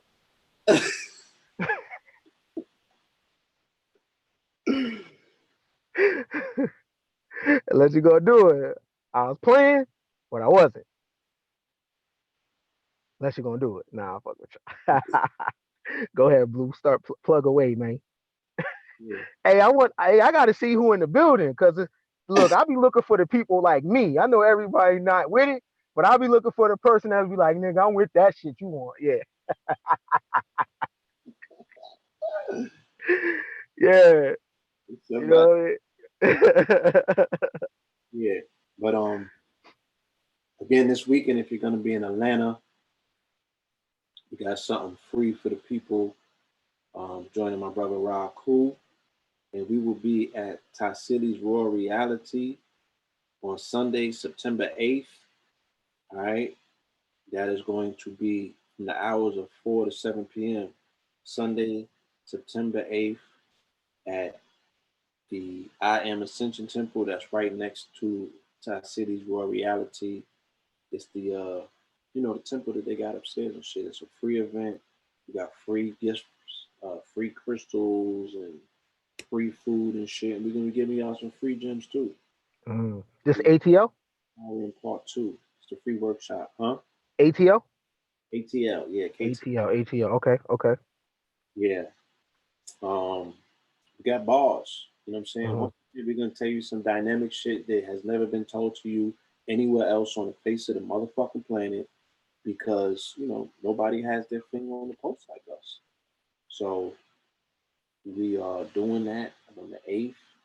Right, come through, and then on the 14th, which is the next week after that, on Saturday, they have what's called the fifth annual Natural Mystic Fair, and that's also at Thai City's Royal Reality, and I will be co-hosting that along with Mhm. a cool young lady named Sharice Nicole, and the DJ is going to be DJ Dizza spinning, and that's going to be in the backyard of Thai City's Royal Reality, and this is for the natural mystics. So if you into gyms and shit and yoga and tantra and what I'm saying, this is your shit. We're going to be in the building chopping it up. And then in October 3rd to the 6th or the 7th, some shit like that, we're going to be in the UK. All right, and I'll have my full itinerary hopefully by the next program. But I do know on the Sunday, we're going to be in a live panel with Queen Diambi, who is the Royal Highness of the Democratic Republic of Congo. All right, and yeah, the UK shit is dynamic. I can't wait to like really give you the full itinerary of what's going on. I don't have everything in front of me right now, and they are negotiating with us right now to be more active and do some more full out lectures and shit like that. So I'll get back to you, and there's developments are happening by the moment. Nigga, you gotta, nigga, you sounding real important right now, B. You know what I'm saying? You got a itinerary like a motherfucker. But Blue, do me a favor before we get out of here, bro. You got a mustache and everything. I need you to do this, bro. Can you campaign one time, my nigga? One time, bro, cause you be hella calm. And what I mean is, nigga, talk your shit one time, nigga. You got the gold water popping, nigga. You got fofo popping, nigga. You got a birthday coming up, my nigga. You in shape, nigga. Can you campaign one time, nigga, since you got the mustache, B? I was finna get to that. You know what I'm saying? Okay, okay. And I want to motherfucker say thank you who made it possible for us to sell our 1,000th motherfucking bottle Yeah, of water. You get yeah. the shit been out for 90 days. Shout out to my brother 19 Keys. You know what I'm saying? We cleared the 1,000th bottle last week. I think it was like on a Friday or some shit like that. Okay. We're doing major numbers out here. You know what I'm saying? And I appreciate any and everybody who has participated with this particular wave. If you haven't, GOLDEWATER.com, because it was originally was Goldie Water. You know what I'm saying? But that E is motherfucking silent for now. You did, Silent E's, nigga. Talk that shit. but it stands for extraordinary, exceptional, and motherfucking expensive. Okay, Acronyms. you get what I'm saying? But you get Nigga it. got acronyms. Talk that shit, nigga. For that good Gold Water, goldwater.com. Check us out. That good Law 44. We got a full motherfucking plate, a full platter available to the Patreon subscribers on Black Magic 363. You could get the 20-minute free shit for now. That's the Okay. aspect of it. But who the fuck? Samples. You know what I'm saying? When you got to pay the motherfucking plate because the full plate is on the Patreon. So go ahead and subscribe to the Patreon, and you can get that on Black Magic 363. Yeah. We got a birthday coming through very soon, and the full details for how we're gonna celebrate that's coming. And I got a motherfucking album on the way. Nigga, talk that shit on these hoes. Motherfucking way. And when that album hit, I'm gonna be talking crazy on these motherfucking airwaves. Yeah. The thought police, they're gonna come for me. Yeah, campaign, nigga. About campaigning. Drag me back into the conscious church, and I'm not going. I'm kicking and screaming and throwing elbows, and I'm telling them niggas, fuck y'all. You know what I'm saying? I'm finna do this, and talk my shit. Yeah, there you go, black man. Fuck I, out of here, nigga. Talk that shit on these people, man. You out here, dog. Yeah. Anytime in between time, go listen to that Cambada album, Holy Ghost 2. Yeah. I killed that last verse. So yeah. Yeah, talk that shit, man. Out here, you know what I mean? Blackberry taking no L's, man. That's what I'm talking about. Campaign, man. You know what I'm saying? So there it is, and that's what it is. Again, shout out to the Virgos. Yeah, there we go. Campaign, man. I like that shit, man. Campaign, cause you do too much, bro. You got the wave, nigga. You wavy out here. You know what I'm saying? And ain't nothing wrong with campaigning, yo. You know what I'm saying? Campaign, cause nigga, I'm definitely hype man. You campaign, you know what I mean? Cause I'm campaigning 22/7, and I ain't turning down shit on my collar, and my mouth gonna move, bro. You know what I mean? My body changing. What A saying? Play the fool. My body different. I'm breathing different. But nigga, shit, I'm still talking fast as a motherfucker. You know what I'm saying? And I'm gonna get to it. You know what I mean? So campaign. I want all my friends to campaign and you know what I'm saying? Word. Out there, you know, you making it possible that you don't have to motherfucking apologize no more. I seen you. Man, you heard? Hey, Blue, I done look. I done campaigned so hard on these. Apologize no more. No, man. Look, nigga, I done turned the comments off on IG. Nigga, you motherfucker can't even comment. That's how I'm on it. Nah. Yeah, you know what I mean? But yeah, laughter is good. You know what I'm saying? But yeah, man, campaign, because Oh black yeah. people is way too fucking humble, man. Campaign, yo. If you know how to fucking cook, nigga, if Political connects, smoke and grow rich. Shout out to my brother Tyreek Bay. We got a major announcement coming through. I'm gonna really, really, really talk my shit. You know what I'm saying? yeah, hell Like yeah, bro. all this polite shit, all that humble, that's all going out the window. I'm a few motherfucking weeks away from my 44th, and I'm gonna be fucking atrocious my whole 44. So Yeah. 44 now, like I said, we got some major, major things coming down the pipeline very soon. We got an announcement to make, and this is gonna be a game changer. But once again, the beautiful thing is that I'm not making moves that are just going to change my life or my outlook or my 2020. This is also going to be, um, you know, open-ended situation where, you know what I'm saying, you know, Dope. change their dynamic as well. You can get in the boat. We might be more on the ship, but there's enough rooms for everybody. And when I say everybody, that shit don't mean everybody. It's like 44 slots. So trust me. Yeah. That's what I'm saying. Hey, and if any of y'all need a hype nigga, you know what I'm saying? You going through back, yo, hit my line, hit me on the inbox. I'ma hype you up on your inbox. Yeah, I'ma hype you up everywhere. We're gonna campaign. If you need somebody to campaign, that's my other stream of income. I'm a professional campaigner. You're a campaign manager, man. Yeah, I'm a campaigner. Just when your energy is low, tap me in. I'm campaigning. But cause check this out, I ain't gonna be dancing in all your videos. You know what I'm saying? I'm gonna be supportive. You know what I mean? So if you need a campaigner, holla at your boy. I'm a campaigner. By the time you leave that spot, they're gonna be like, damn, yo, this person is shit. Even if your product ain't even ready, I'm gonna talk so motherfucking fast that they ain't even gonna know what hit them, and they just gonna cut us some checks. But you got to give me something to work with. So you got to you know what I'm saying? If you got to know how to cook, you got to have a big butt, you got to have some nice dreads, you got to have something, you got to be able to knock niggas out. You got to have something that I could work with. Oh, Tell your story. You gotta let him talk his shit. Yeah, I gotta work with something. Like if you ain't got nothing else but, you know what I mean, you a felon and you beat niggas up, then we gonna roll with that. Like, y'all know who this is? You know what I'm saying? We gonna campaign off that, right? Yeah. So just give me something to work with. That's my other business that I'm working on, the professional campaign. I'm a campaign for you. The real talk, at the end of family. You know, this conversation today, it was about putting friendship before felonious fake shit. You know what I'm saying? Yeah, totally. This community is built off of felonious fake shit. And I'm telling you, you know what I'm saying? I'm I didn't I'm backstage, motherfuckers. I'm telling Yeah, yeah, for sure. you.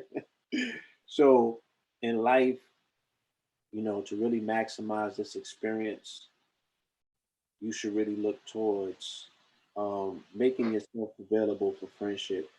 And the energies that you have intertwined with in all of your lifetimes, they'll find you in this room. You know what I'm Right, saying? right. You'll be really reminded about what the higher order of this thing here is. And Hmm. I want to go home with 144,000 in tow. You know what I'm saying? Hmm. Like I'm not one. I don't throw the Bible away. I like a lot of that shit that I read out of it. You know what I'm Hmm. saying? Hmm. And that camaraderie, you know what I'm saying, of Hmm. being elect with a fucking elite bunch. I'm Hmm. really about that. Hmm. So saying all that to say we all need a friend like Empress B for Totally. you dig what I'm saying? Hmm. 144,000 like Empress B 444. You understand? That's the true Hmm. definition of somebody who you know, we will ride to the end of the earth together because that's the type of friend that I want in my corner. For sure. Yeah, Yeah. she faithful with it. She tight with it. You know what I mean? Shout out to her. That is the prototype of what we all deserve in our life if we are in fact a genuine article and we Hmm. can reciprocate and give any of that back to somebody else in life that's deserving of it. So we Hmm. love you, Empress. Thank you. You know what I mean? Hmm. And thank you everybody else in the chat who journeyed with us on 16. This 16. this is monumental. You know what I'm saying? Um So but Blue, eventually we're gonna do the meet and greet, yo. We gotta do the tough talk meet and greet. You know what I'm saying? I don't want to use the word retreat. nah, You know nah, what I mean? I need Yeah. it to be in the DMV though. You know what I'm saying? Or We or gotta or, or Vegas. You know what I'm saying? I'm root chakra poppy, so it gotta be somewhere that's for my root. You know what I mean? Or it could be Vegas. Don't matter. Just the know, meet and greet, you know what I mean, with I mean people. the reason I said DMV is because I want to go on one of the museum trips. You know what I'm saying? I just Okay, got you. Okay, it could be the DMV. you know So yeah, it's a weekend situation, so you know we take them in and you know we enjoy ourselves a few of them days and shit. yeah. The tough talk meetup, and we gonna big boy, big girl kick it. You know what I'm saying? And if you on the East Coast, that ain't nothing but a ride. You know what I'm saying? Get your bread together, and we all just kick it for the weekend. We do some nerd shit in the daytime. You know what I mean? Do the monuments, and then we do stadium at nighttime. Stadium shit. Yeah, let's kick it. You know what I mean? Y'all gonna be with your boy, so trust me, I expect y'all to let y'all hair down. You know what I'm saying? You dig what I'm saying? That Yeah, follow up to be in Vegas. You know what I mean? yeah, the tough talk meetup. But you can find me at Cash App $Blue Pillow 44. Uh, Ken, what's yours? $ Kenny Briz, but fuck the Cash App. Go subscribe to, come be a member at KenBillions.com. Yeah, You know what I'm saying? So yeah, come sign up for that right there. That's where my game is at, and that's where I'm putting on. I just started a new series, The Art of Finessing, and the first one was about choosing fees. The next one is gonna be about how to spin people, and that means how to make people go on a mission on your behalf. this is enough. Yeah. All right. So for the family, once again, I want to say thank you. Peace, love, and light, y'all. And yeah, we're gonna catch you on the next one. All right. Next one, you already know. Blue, I holla at you, bro. Yo, peace, bro. Peace.